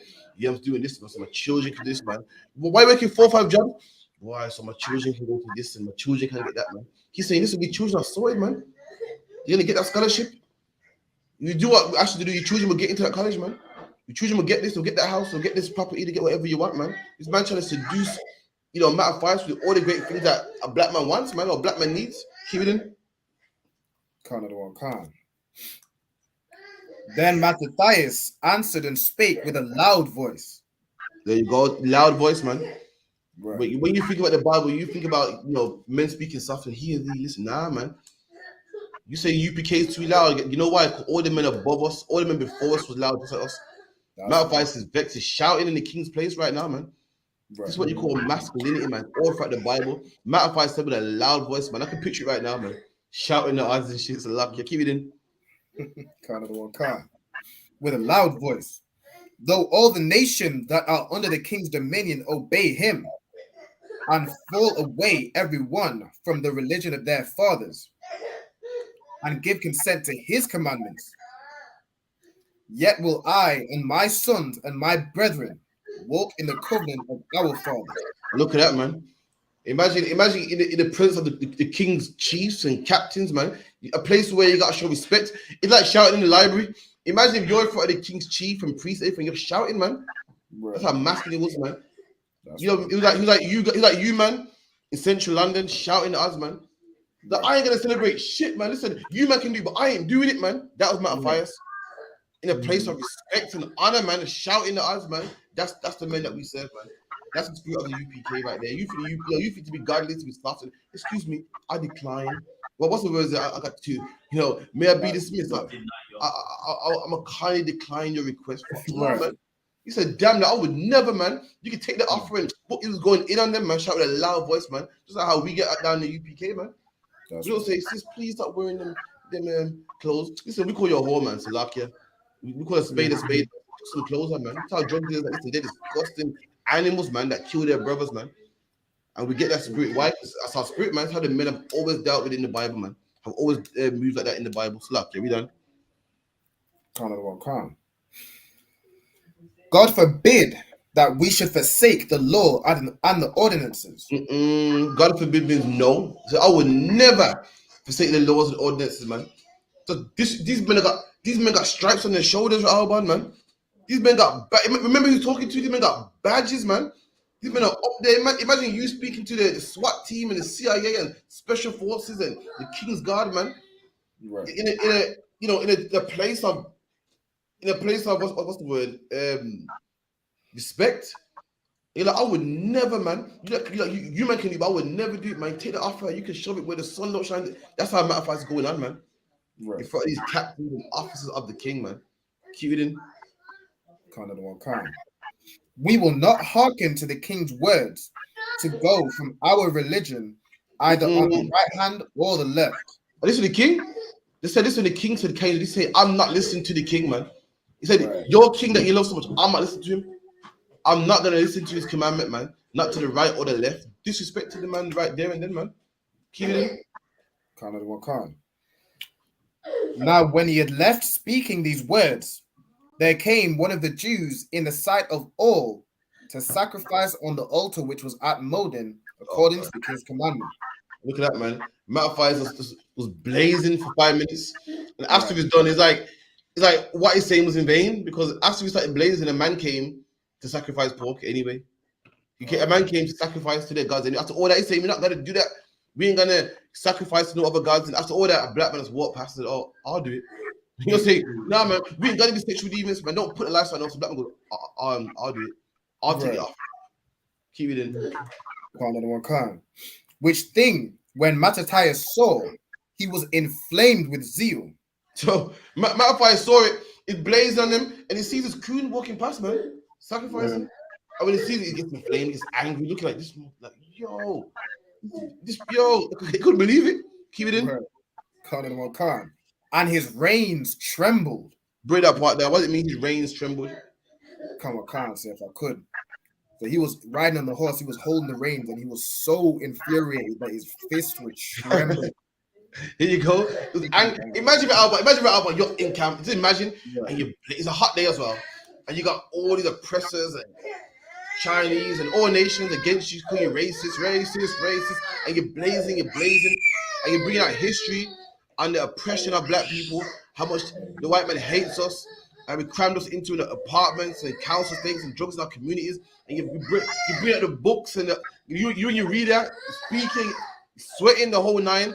After all that, a black man goes and hugs a white woman anyway. Goes, well, this is my white woman, and kisses her in the mouth. You didn't get angry, and that happens to Matt Fires did all that, and a black man goes, "I'll do it." And he's on his horse. He's so angry, he's shaking. He's angry like this nigga here could never just do what I think about to do right now. And that's what Matt Fires did, man. Keep it in. Neither could he forbear to show his anger according to his judgment. Read that again. Neither could he forbear to show his anger according to judgment. And they couldn't forbear to hold his anger. You know, sometimes you can hold your anger, usually by laughing. Like, in this case, he couldn't look like his anger was on his face. Sometimes you can kind of, you know, hide your anger with laughing. I don't care. He couldn't do it, man. He saw this guy and was like, this guy is really gonna do what I just told him not to do. So he said, what's heavy is he was angry according to the judgment to me. That man, he was meant to die for what he did. That's right. Yeah, and Matt Fires didn't murder nobody neither. We didn't read it anyway. But this man, he killed the man. I'm not saying let's go there and kill anybody. Don't kill him. But this man was right to die, man, by judgment. Back then, you know what I mean? Before YAHANNA came, you 7 other guys, you would die. And Matt Fires gave him that judgment, man. Gave it to him, man. We done. Wherefore he ran and slew him upon the altar. But Matt Fires he couldn't do it no more. He couldn't do it. He jumped off the horse and ran over there. He saw him for, yo, you ever see a man? You ever see Jerry Springer when they jump out the chair? Everyone got to hold him and grab on them. That was Matt Fires, man. Jumped off the horse and ran after him, man. Killed him. Couldn't believe what he was doing, man. Chopped him up, stabbed him up, choked him. Who knows what he did? But he saw this coon and had to get him, man. Had to get him, man. So like, keep it in. Also, the king's commissioner who compelled men to sacrifice. And he killed the commissioner too. He lost it. He killed the man that sacrificed, lost his mind, and killed the commissioner that came. The man that came and said, Matt Fires, wouldn't you mind, you know, being the first to blah, blah. Killed him too, man. So like you said. Go on. Was that lawful? No. Before YAHANNA died, YAHANNA, you don't judge anybody. Why? Because the Bible goes, don't judge unless you be judged. Meaning we can't kill crackheads because we smoke weed ourselves. We can't kill whores because we've been with whores ourselves. But this is before YAHANNA. So back then, by judgment, a priest's job, if a man was serving another god, by law, he could die. By law. Like today, if you break the law, by law, the police can lock you up. Right. But if any random person locks you up, that's kidnap. Right. But by law, if a policeman does it, it's righteous. And Matt Fires was a priest at that time, and this man broke the law. So by law, he was right to kill him. Right. Okay. Man, the cool, man. And we don't. This man, he had to go. We don't need people like you in this nation, man. So luck, yeah. That's right. You know, people with strong minds, man. People like Moses, man, that lived in poverty with their brothers. When they turn down riches, we need people like Paul that turn down riches. We don't need brothers like you, man. That's why the Bible don't even mention your name, man. You don't deserve to be mentioned. No, you're someone that needs to be forgotten about. And glorious brothers like Matt Fires and his 10 brothers, his 10 sons, that's why they're mentioned, because they need to be remembered, man. Keep it in.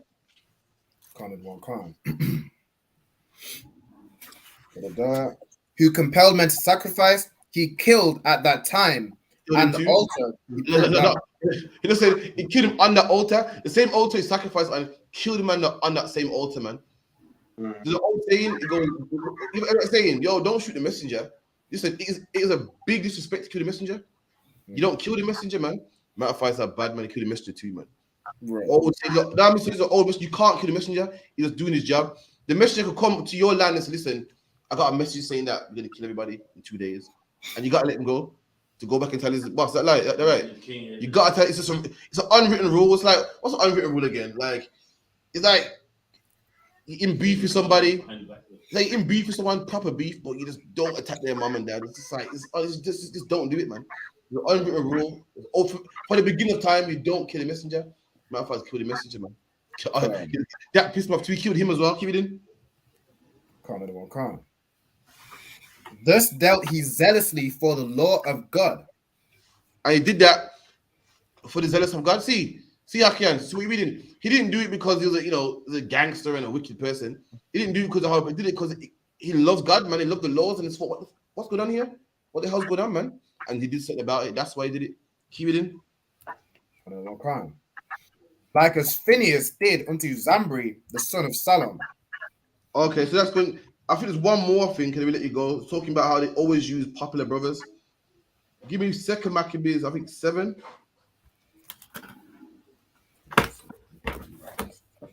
No, give me 6. 2 Maccabees 6 and 18. 2 Maccabees 6 and verse 18. Eleazar, one of the principal scribes, an aged man and of a well-favored countenance. There you go. So this was Eleazar. Eleazar, one of Moses' sons, is it? Or no, Aaron's? This Eleazar is another man. No, I mean the name itself. Yes, one of Moses' sons. Yeah, man. Moses' first son called Eleazar. Which one is it? Yeah, his first son when he went to Midian, he said, God is doing me like okay. my house, me.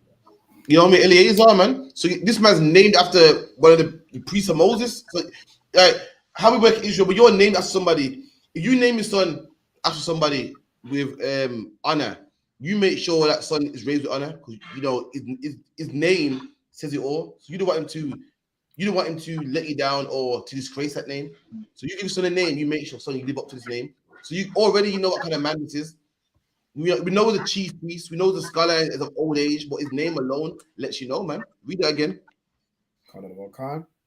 Eleazar, one of the principal scribes. Principal scribes at the top, man. One of the principal scribes we done. An aged man. Is an aged man? So old? Is an old man in 70s, 80s, 90s, whoever knows, the old man. Keep it in. Right. And of a well-favored countenance. He's well-favored. I mean, people like him, man. People trusting him. He's not a man that's known for owing people money. He's not a man known for having sex with people's wives. He's not a man known for beating people up and arguing and he hates this person, that person. He's a well-favored man. He's a man that people know is a good man. He owes you money. He pays on time, man. He don't rob from nobody. He don't steal no one's wives. He's a well-favored man. People love him, man. Keep it in. And of a well-favored countenance was constrained to open his mouth and to eat swine's flesh. And they told this man, listen, eat swine's flesh, but eat some pork, man. You're a well-favored man. People love you. And if people see you do it, then they will do it. And that's what the pastors do. That's what your pastor is, man. Your pastor is a well-favored man that works for the oppressor, man. Your celebrities are well-favored men that works for the oppressor, man. They eat swine's flesh. People see them eating swine's flesh, and they'll eat it too. They become LGBTQ. So why everybody else could do it, man? Anyone seen Drake with his fingernails painted recently? Why? He's a well-favored man, and he would get other men to paint their fingers, man. Disgusting, man. Keep it in.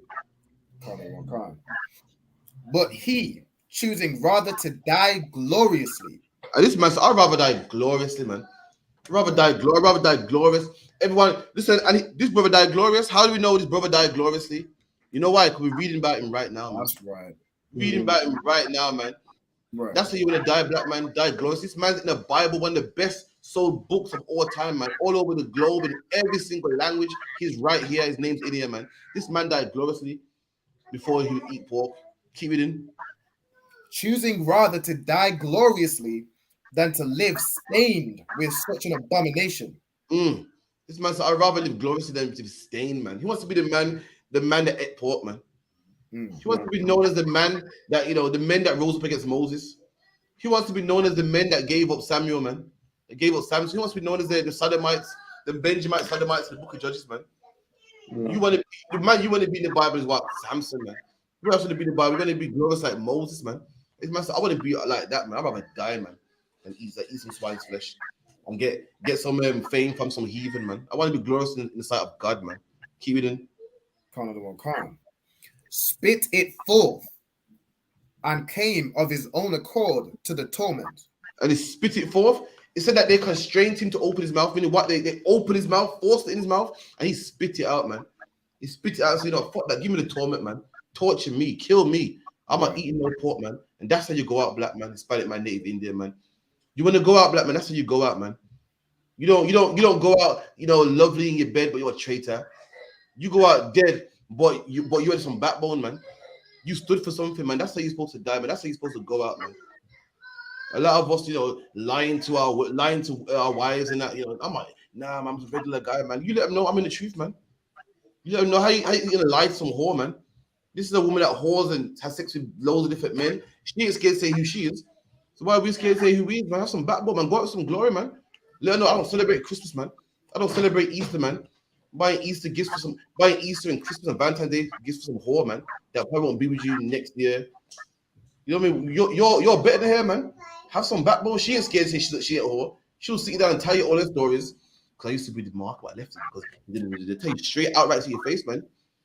We meant to have some backbone and go out with some glory. If you lose her, you lose her, man. If she goes, "This ain't for me," then it ain't for you. Buy it. But at least go out with some glory, man. Keep it in. Khan. As it behooved them to come that are resolute to stand out against such things as are not lawful for the love of life to be tasted. There you go. And he said, for the love of life, we're all of life, don't we? We're all of life. He said, listen, even though I love life, I won't taste this, man. I won't taste this pork. I don't want it, man. Keep it in. Khan.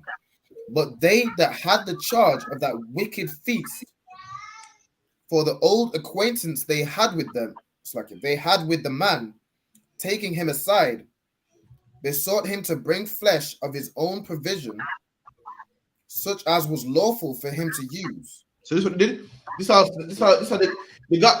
they took him aside. So listen, man, we know you're not gonna eat this pork, but yeah, this man, get some meat that you can eat. Get some meat that is lawful, some chicken, some lamb, some bull, some ox. Get something that is lawful. We done? Khan. Such as was lawful for him to use, and make as if he did eat of the flesh taken from the sacrifice commanded by the king. This is what they said. They said, okay, we know you can't eat pig, but get some lamb, pretend it's pig, man. Get some ox and just pretend it's pig, man. And your parents will do it to you as well, man. Your parents do it all the time. We know you don't celebrate Christmas, but just come for the gathering, man. Ever heard that? You've been in truth long enough. We know you don't celebrate my birthday, yeah, but forget about the birthday thing. It's a gathering, man. Birthday or whatever, man. It's a gathering, man. They make it like the birthday is nothing, but you didn't have a gathering Tuesday and Wednesday. Your parents had a gathering on the day of your birthday, man. And try and make it like it's nothing, man. And try to do the same thing with him. It's not really swine. It's lamb. So you're not really breaking the law. You are, man. And the brother explains why. He explains why he couldn't do it, man. He said and he explains why. Keep it in. Khan. That in doing so he might be delivered from death, and for the old friendship with them find favor. And he said, if you do this, you'll be delivered from death. If you do this, you won't die, won't kill you, man. And you'll be back in our eyes of favor. I mean, we like you again, man. We don't have to harm you. We don't have to whip you and torture you, man. Keep it in. Khan, verse 23. But he began to consider discreetly, and as became his age, and the excellency of his ancient years, and the honor of his grey head, whereon was come, and his most honest education from a child, or rather the holy law made and given by God. Therefore he answered accordingly, and willed them straightways to send him to the grave. He can kill me. He said that the Bible said this man's old. So he goes, he used all his experience from teenage days, everything he learned. It's a lot of stuff. He's old, all experience, education, teachings. I said, yeah, kill me. Fuck that. Yeah, kill me, man. He thought about it. All his wisdom, everything learned, growing up as a scribe. I said, yeah, man, it's not gonna work. You have to kill me. We done? Right. Khan. For it becometh not our age, said he, in any wise to dissemble, whereby many young persons might think that Eleazar, being 80 years old and 10, were now gone to a strange religion. He said, listen, he said, young people might see me eating and think, yo, Eleazar, he gave up, man. Eleazar gave up the fight, man. So I can't have that, man. So my name is too much. I come so far, I come to 90, just give up now. I'm old age. Nah, man. My name is too much. Young people are gonna see me eating this and think it's okay. I can't have that, man. I didn't do 90 years of fighting my loss, 90 years of being in the truth, just to give up in the end of a pork. So you might as well kill me. Bro, thought about it. So a young man might see me. A young man, imagine that young men are gonna eat pork, man, because of you. Young men are gonna be Christianity because of you. Young men are gonna think it's okay to be LGBT because of you. He said, I can't do that. I can't have it on my conscience, man. He won't like your celebrities. Your celebrities would do it just to get paid. Your celebrities have young kids smoking weed. Why? Because the record company says smoking weed cool, man, and it pays. Your record company, Megan Thee Stallion, teaches all your daughters to become whores, man. Imagine if she had this spirit here, she'd say, I can't, man. All these young girls are gonna dress naked because of me. I can't have my community full of whores of me. You know what? Keep your record deal, man. 50 Cent will say, you know what? I can't have men smoking weed, man. You know, all these young black men, they're my brothers, man. And just so I can get a record deal and get money, I can't have them doing that, man. Forget it. I decline your record deal. That's how this brother felt, man. Sadly, 2023 brothers don't feel the same way. They take that offer. They don't care about don't care about the next generation. These brothers cared about the youth, man. Said, I can't have a land full of whores and pimps and drug dealers, man. Because of me, it didn't happen. Keep it in. Khan. Verse 25. And so they, through mine hypocrisy and desire to live a little time and a moment longer, be deceived by me. And I get these poor brothers, man. Right. Yo, just because I want to live longer, just because I want to live good, just because I'm still deaf, I want to mess up a whole generation. I can't do it, man. That's right. Khan. And I get a stain to mine old age and make it abominable. I get stain in my old age. Like I come so far, and I'll get a stain. I'm not that nigga that persuaded men to break the law. I said, nah, man, I come too far, man. I work too hard, man. I work too hard, man. I'm doing camps and this and that and classes just to give it away because this white one looks too good, man. No, it's like it ain't gonna happen. Right. I work too hard, man. You know what I mean? To eat pork now because it looks good, man. I put too much work in. Go die. You got to kill me, man. I come so far. I want to die anyway, so you might as well. At least I'll go down in history. That's how this brother went down. Keep it in. Right. Khan.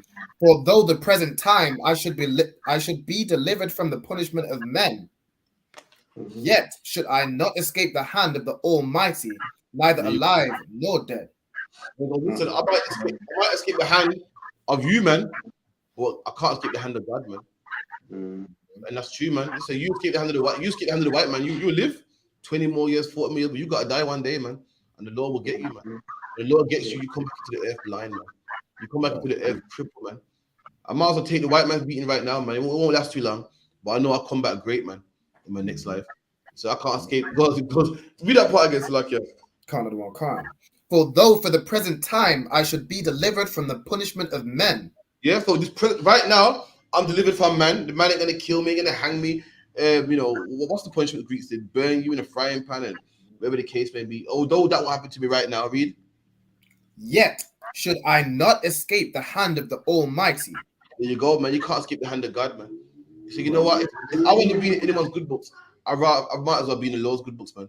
That's right. I don't want to be in your good books, but the Lord's bad books. I'd rather the other way around. I'd rather you kill me and I come back glorious, man, righteous, man. Right. Then me listen to you and the Lord gets me when I come back, man. Keep it in. Khan.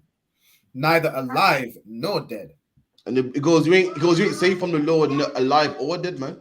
I mean, you could be alive and one day get hit with a stroke, or you could be dead and judged and come back into the earth maimed or whatever the case may be. Even like people think that, well, the Lord gets me in regeneration. So if I stay long enough, if you stay alive long enough, you can't get you here too, man. Right. Christ the Lord can destroy your soul in hell right here as you live. You can be homeless right here as you live, man.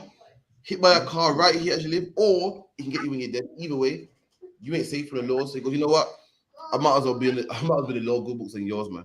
Well, so lucky, but I asked you a question about these Israelite men that you know, they're paid by the government like they pay today to get black people to sin, basically. Right. So they've been out since. They've always been around, man. They always get men. The white man always gets brothers to tell brothers to go against their brothers. Lucky. Any other questions? Still online question, Baba Kashar. I can't say.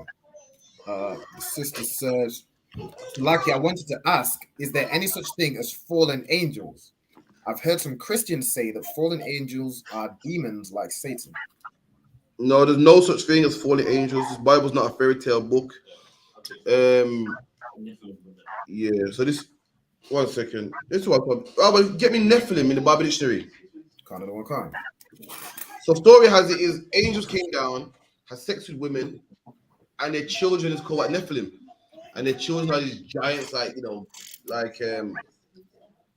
Jack in the Beanstalk and so forth. That, or some of them got like goat heads, man bodies, or whatever the case may be. It's not true.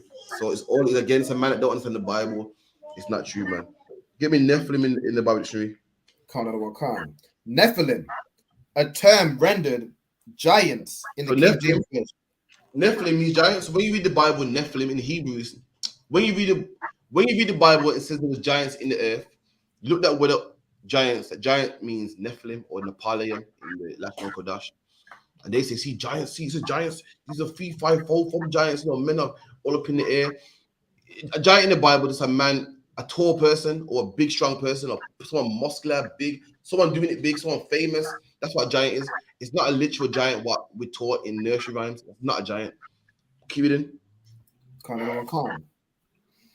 Describing certain of the antediluvians and aboriginal dwellers in Canaan. So it goes, a giant was a word. The word giant was used to describe people that dwelt in Canaan. When you read Joshua, when they went to Canaan, they said, "Yo, the giants in there, man, the big people in there."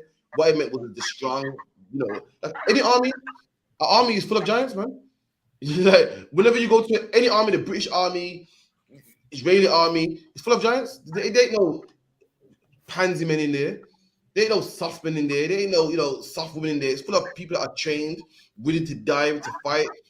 They can take pain. They can take shots. It's full of giants. And likewise, when we saw the army, we said, "Yo, there's giants in there, man. There's strong men in there." And that was the word used to describe the Canaanite army when our spies went to Canaan. Cue it in. So I can say it. The diluvian part, that means before the flood. So. Oh, okay. And diluvian part means before the flood. Keep it in. Got another one kind. Though no direct trace of a people of such abnormal stature has been discovered. So it goes, no one in this is archaeologists, mind you, not me, not Crafty. I ain't been over the whole globe. Archaeologists have. In fact, not only have archaeologists gone over the whole globe, it's their job to do so. They get paid to do so. Someone pays them a wage to go out there and find King Tut. They go out there and find Mount Sinai. They get paid to go out there and find the lost treasures of this, that. Well, what's the famous archaeologist? The fiction one. Indiana Jones, man.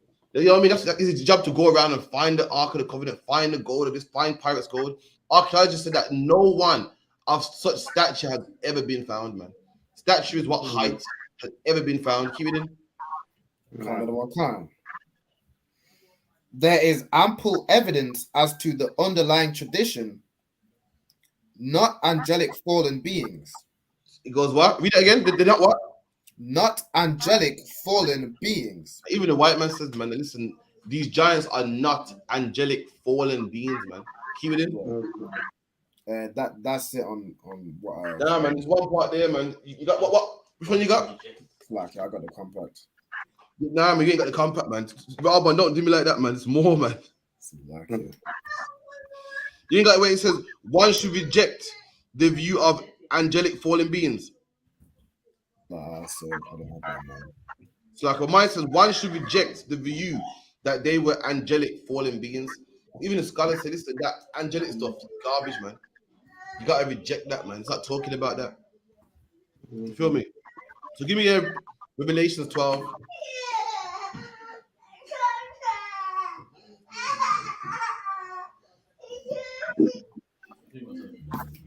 So now, give me Revelation 12 and about let me read it.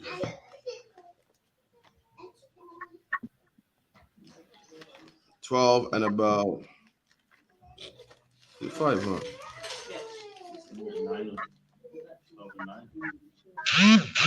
War in Heaven. Yeah, give me that one.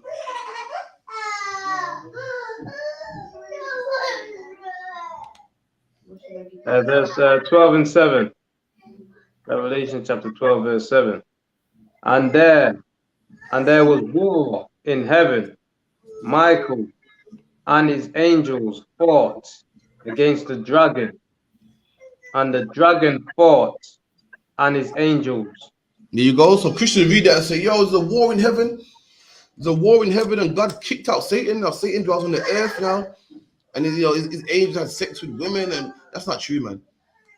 The devil in the Bible is the oppressor, man. That's what the devil is, man. I'm going to prove it according to the Bible. The Bible goes, there's war in heaven. The heaven it's talking about is the sky, man. The sky, as General Hyman brought out in his last class, man, it's a space force, man. The United States military space force, man. And their job, they want to fight Yahushua when he comes back. And this is the war it's talking about. There's a war in heaven. This is what you call World War III, man. When Yahushua comes back, you're going to fight with our oppressor. Read it again. Verse 7 again. And there was a war in heaven. Michael and his angels fought against the dragon. So it's going to be Michael and his angels, man. Michael and his angels, and they're going to fight against what? The oppressor, man. Now let's prove it, man. Right. You know, how do you read the Bible precept upon precept, line upon line, man? Give me Isaiah 34:5. Babu Kushahakian.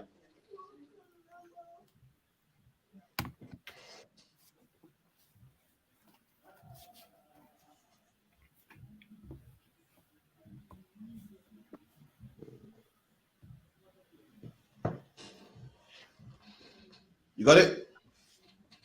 Yeah, it's like some mute.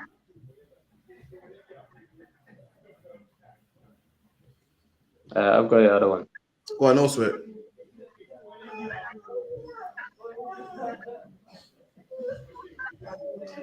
When you ready? Okay, yeah. Isaiah 34, verse 5. For my sword shall be buffed in heaven. Read that again. God. For my sword shall be buffed in heaven. So the Lord said, my sword shall be bathed in heaven, man. The Lord got a sword in heaven. Listen, that's saying the exact same thing. War in heaven, sword in heaven, war in heaven, sword in heaven, man. There was a war in heaven. It was Michael fighting against the devil. And the Lord said he got a sword in heaven. You done? Another one come. Behold, it shall come down upon Idumea. So who's that devil in Revelation 12, man? The Lord said there's a war in heaven. Michael and the devil. The Lord said I got a sword in heaven. It's gonna fall down on Idumea. It's gonna fall down on them Edomites, man. So who's that devil, man, in heaven fighting against God?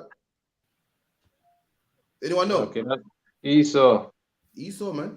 I read it right there. The Lord said I got a sword in heaven. It's gonna fall on Edom. In Revelation, there's a war in heaven, war and sword, heaven and heaven, devil Idumea, saying the exact same thing, man. That's what the devil is, man. The devil that's going to fight against Michael is Idumea, is Edom. Idumea is a Greek word that means Edom. For anyone that knows. And that's what you know who Edom is, man. Edom's an oppressor, man. I don't have to go into a breakdown because that's long, but it's clearly the oppressor, man. Who else can even make stuff to go into space? Has to be him. We know but the new thing now is you got fake Israelites saying Edom ain't the oppressor. Of course, man. Who else? What nation could even build stuff to fight against the Lord, man? Who could even come close? But the oppressor. Arabs are not close, man. Do you know the Arabs here fight with the Palestinians? No, the Arabs fight with the Israelis. And while the Israelis are using proper bombs, the Arabs are using car bombs, man. Things made out of old car engines and so forth, and blowing themselves up, man. They are no levels, man. Meanwhile, the oppressor got drones. Imagine this: the oppressor could come to your country and drop bombs on your country, man. And you shoot his plane out the sky, run over to his plane with an AK, open the cockpit, man, and no one's even in there. He's the man that got that type of technology that could blow up your country with a remote control airplane, man. He got the drone. He got airplane that can fly over your house, and the engine's so quiet you won't even hear it, man. It's called a stealth bomber, man. They don't Arabs do that, man. Saying Esau's the Arabs, man. Esau ain't going to no sky. Esau ain't fighting against the space force, man. The only Arab country that could even come close is Dubai. That's only one out of loads of them, man. That's the only rich country. This oppressor, whether he be Russian, whether he be European, whether he be American, whether he be Israeli. Forget about the Israelis. Oh my God, they had a strong air force. It's them, man. They're the only ones with that type of technology, man. No one else could even compete, man. Not North Korea, not Japan, not China. No one can compete when it comes to Air Force, man. When it comes to going out into space like the oppressor, man. Right, where was we? So since that's your question, give me a one over con. In fact, give me Genesis. Okay. Go on. It wasn't finished up. Go on. So it shall come down, So it shall come down upon all, upon Idumea, and upon the people of my curse to judgment. There you go, man. Is letting know I doom as the people of his curse, man. So it's just gonna come right down, and then that's what it is, man. The devil that the Bible speaks about is them. So when you hear or oppressed the devil, it's not a racial slur. It's in the Bible. I'm lying. Twice. It's in the Bible. Even the Bible twice. Yeah. What's the Bible? In Revelation, where it goes that the devil called the dragon twice. The devil just means deceiver, and no one deceived the whole world like the oppressor, man. Right. You know, in all over the globe, Jesus is white. Why? Because they deceived the world. You've never said Chinese one, Arab one, African one. You know, they told the whole world the angels are white, Christ is white, and you know, they told lies everywhere, man. Give me Genesis 6 and 1, Baba Kushar. That one's after. Oh, go on. It's in Job 22 and 16. Yeah. So Job 22 and 15. Hast thou marked the old way which wicked men have trodden, which were cut down out of time, whose foundation was overthrown with a flood? So this is talking about, read that again, Baba Kushar. This is the Lord speaking about the flood, that men died. There's men that was around before the flood of Noah, and they were killed. And he's letting Job. Job saying to the Lord, Sakya, read that again. Job 22 and 15. Hast thou marked the old way which wicked men have trodden? So wicked men, talking about before the flood, that the wicked men before the flood, wicked men were doing wicked acts. That's what it means by wicked men have trodden. To trod means to walk. You know, when people say your actions speak louder than words, or people say, you know, you can't walk the walk. When it's the wicked man have trodden, it means the deeds of a wicked person. Keep it in. Which were cut down out of time. And these men were cut down out of time. They were killed. The Lord killed them. These wicked men that were doing wicked, the Lord killed them. Keep it in. Whose foundation was overflown with a flood. And the Lord killed them with the flood. The Lord wiped out mankind with the flood. Why? Because they was wicked, man. Not because they were giants. Not because they was Nephilim. The Lord killed them because they were wicked. Christians teach that, oh man, all mankind and the bloodline and genetics was all polluted because angels having sex with women. So the Lord didn't start fresh. That's not true, man. The Lord wiped it out. Why? Because they was wicked, man. The Lord flooded the whole because they was wicked. Wicked. What's wicked, man? Interracial, man. What's wicked, man? Man with man marrying, woman with woman marrying. What's wicked, man? Tattoos, man. Christianity, Islam, all types of gods, man. Christmas, and that's what the Lord had to wipe out the globe, man, and flood everybody. Keep it in. Which said unto God, depart from us. And these men said to God, depart from us, man. How do you tell God to depart from you? How do you tell God to leave you, man? But I don't want to hear that, man. I was stuff, man, like I.S.U.P.K stuff and that. God, depart from me, man. Good, man. Leave me alone, man. I don't want to hear that, man. You're ruining my fun. That's how you say to God, depart from us. Keep it in. And what can the Almighty do for them? And I said, what can God do for us, man? Right about now, I'm trying to get high, man. Right now, I got sexual desires, man. You're telling me don't. God can't do nothing for me, man. That's what these men said. And these men were wiped out with a flood, man. Not because they was mixed with the angel, not because they was mixed with demon, because they were just wicked, man. You know why? You know why? For the simple fact that man loves spliffs, man. You want to know why the world was not because of demons and mixed, man. For the simple fact that they love white women. In fact, that was the main reason. The main reason the world was flooded because men love white women. That's a fact, man. That's in the Bible. And after the world was flooded, the Lord divided lands with water, man. The Lord had to make a barrier. The Lord made a physical barrier so you can't get to a white woman. He put water in between, put lakes and streams and oceans, man. You can't get a white woman. Did it work? No. The Lord saw how you wanted to be Christian and you wanted to be white and you wanted to be Arab. And the Lord made a physical barrier, man. With sharks in between and freezing cold water, icebergs in there, man. So you can't go there. And man created boats. We're over there anyway. Give me Genesis 6:1, Baba Kushar. Or somebody. I can't if you could. Yeah, no drinking left. No, sorry. No, 10 minutes.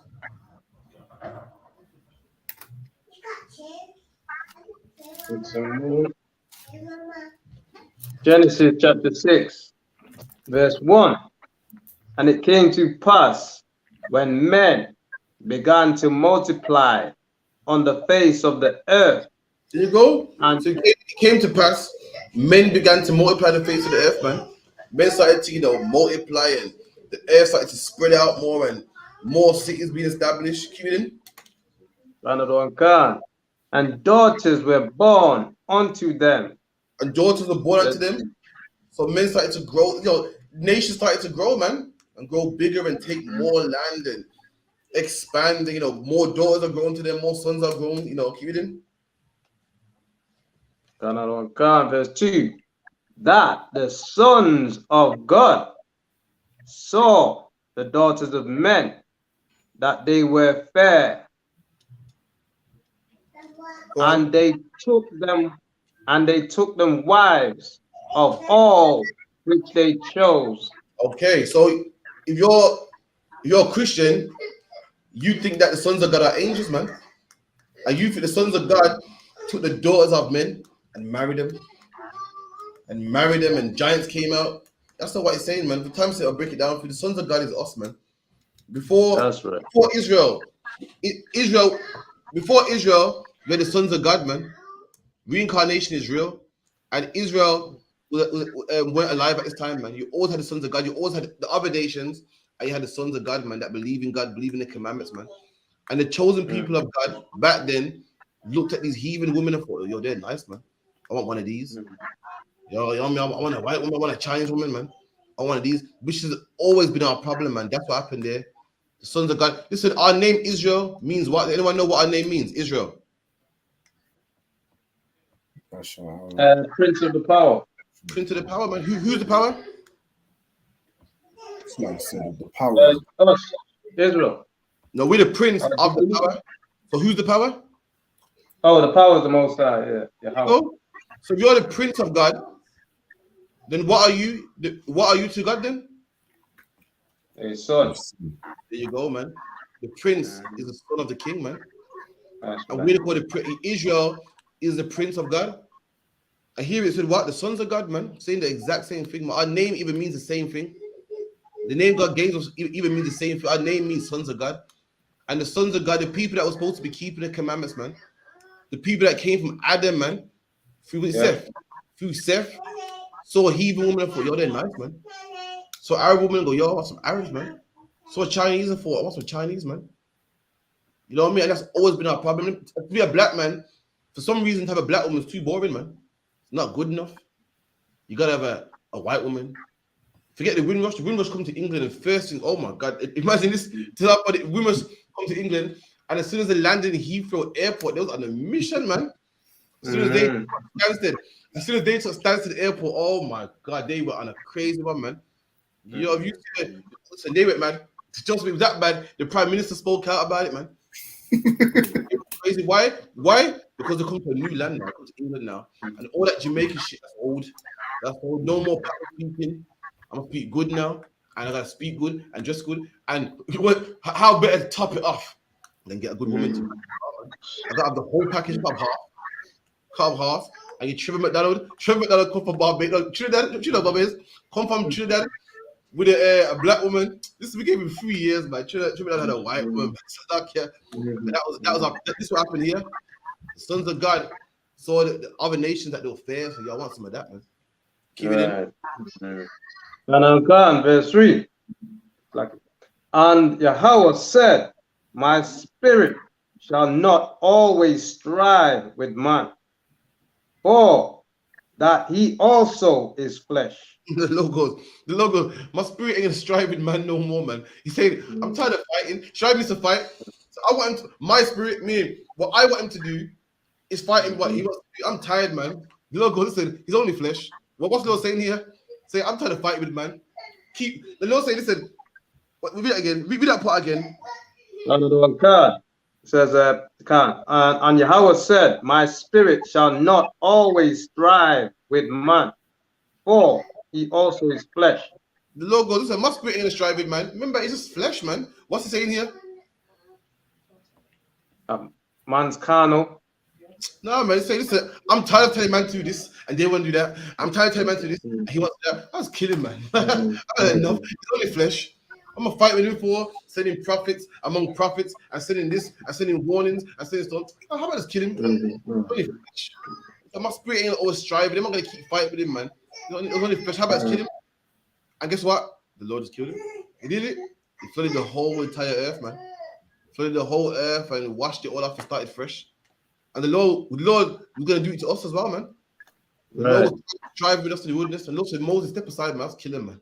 The Lord ain't going to keep striving. The Lord wants to start smoking weed, man. And you keep giving cancer, man. Why? The Lord will fight with you.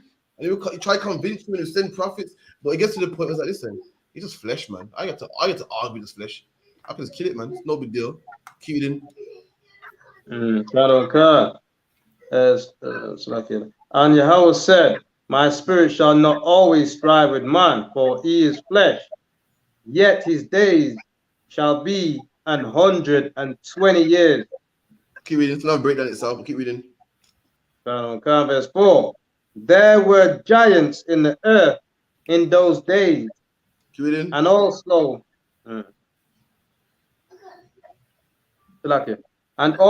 after that, when the sun of... That's the part they get to. They go, there were giants in the earth in those days, man. And they say, see, these giants came because angels had sex with man and created giants, man. Nah, man. You don't understand this? So for time's sake, man, a giant is a man doing it big, man. It's a man doing it big. It's a man famous. It's a man tall, strong, a man with influence. There was giants in the earth in those days. I said, you know how you know it's not talking about having sex with angels? Because it said also after that. So even after that, there was still giants, man. You want to know who a giant was? Giant back then was Nimrod. Nimrod was a giant back then, man. The army of Canaan, those were giants back then, man.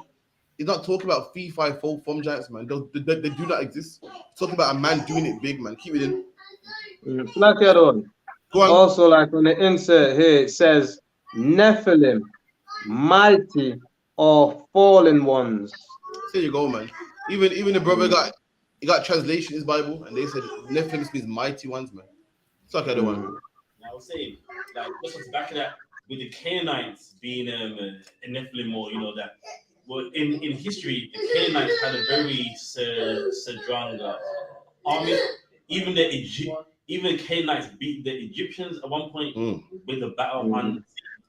They went to Babylon before Babylon conquered us, and they even beat them. So the Canaanites were known for like warfare. There you have it, man. Let's get to this point. We got 2 minutes left. So read on. Also, it's like I read it again.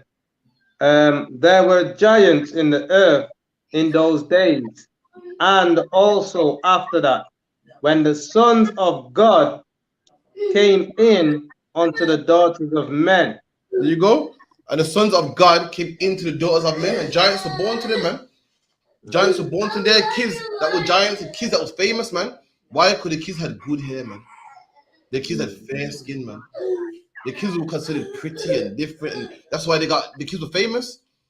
You get a black man who goes out of his community as a baby and brings that baby back to the community. Everyone looks at the child like, wow, they're great, man.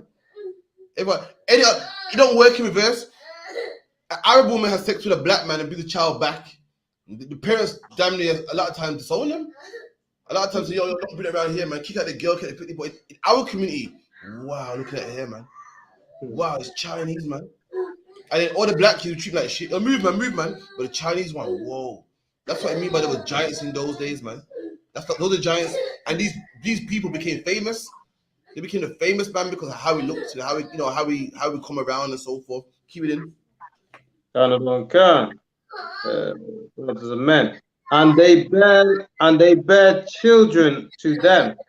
The same became mighty men, which were all men of renown. Yeah, and these men became men of renown. Renown means renown means what's it called? Reputation. That part you known as the fair skinned one. You known as the one with the good hair. You was famous in the community. You know what I mean? Or the pretty one. You was known as famous in your community, or the red skin one, or the one with green eyes. You was men of renown, men of popularity. Keep it in. Verse 5. And God saw that the wickedness of man, Of who? that the wickedness of man, And God saw the wickedness of man. It's nothing to do with angels, man. The wickedness of man. God saw the wickedness of man. And what was the wickedness of man? Interracial marriage, man. That was it right there. that's right. In the Bible, you're not allowed to do so, man. That was the wickedness that we were doing. God said the sons of God married angels, and then God said, no, got me say it now. The sons of man married the daughters of angels, daughters of men, yeah. And God said that was wicked. That's it. That's in the Bible. That's in the law. Right. God's beef ain't with angels here. God's beef ain't with angelic beings. God's beef is with what? With men right here, man. Why? Because men have sex with people they shouldn't do, not angels. But anyway, it's lucky. That's the point anyway. In a nutshell. You got announcements. With the folder. Yeah. So, with that, let's announce and pass over to priest and prophet. Catch up 10,000 plus with announcements. And clap it up.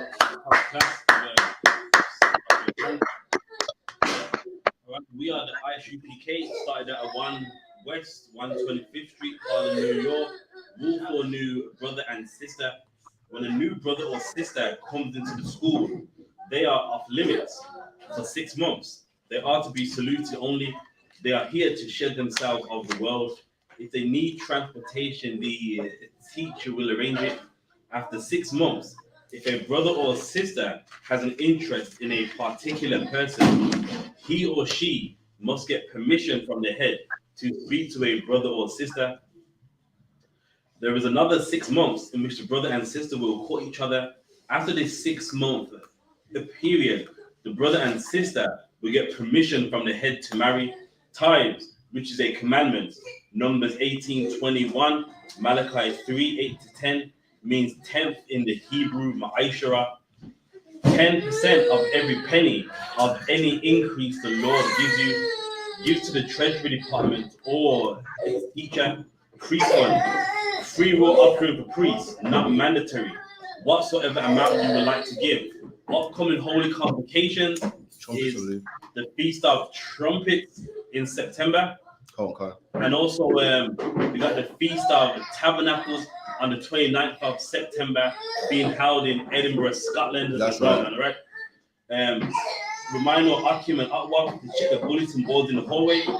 And if anyone wants to become a trooper in the school, to start wearing all black boots, shirts, pants, headbands, and scarves. And with that, Commanding General YAHANNA will be doing the opening of the Feast of Tabernacles in King James Castle. Finally, the truth about King James, a black man who helped to preserve and safeguard the Bible.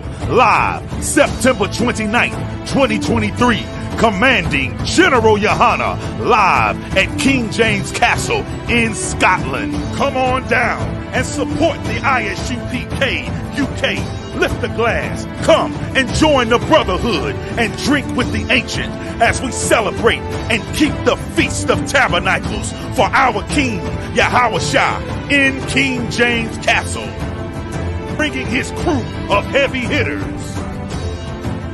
Commanding General YAHANNA will put 12 chill General Mahaiman scripture breakdown class up against anyone, against any biblical scholar, untested, unchallenged, I.S.U.P.K. undefeated. Leviticus chapter 23, the Feast of Tabernacles in a black man's castle, hosted in Scotland, the United Kingdom, UK. Commanding General YAHANNA will be doing the opening of the Feast of Tabernacles in King James Castle, Thursday, September 28th, Scripture Breakdown class. Friday, September 29th, there will be a King James Castle tour, also a Johnny Walker Distillery tour, and Friday night, the opening of the Feast of Tabernacles. Saturday, September 30th, we will have camp on the streets of England.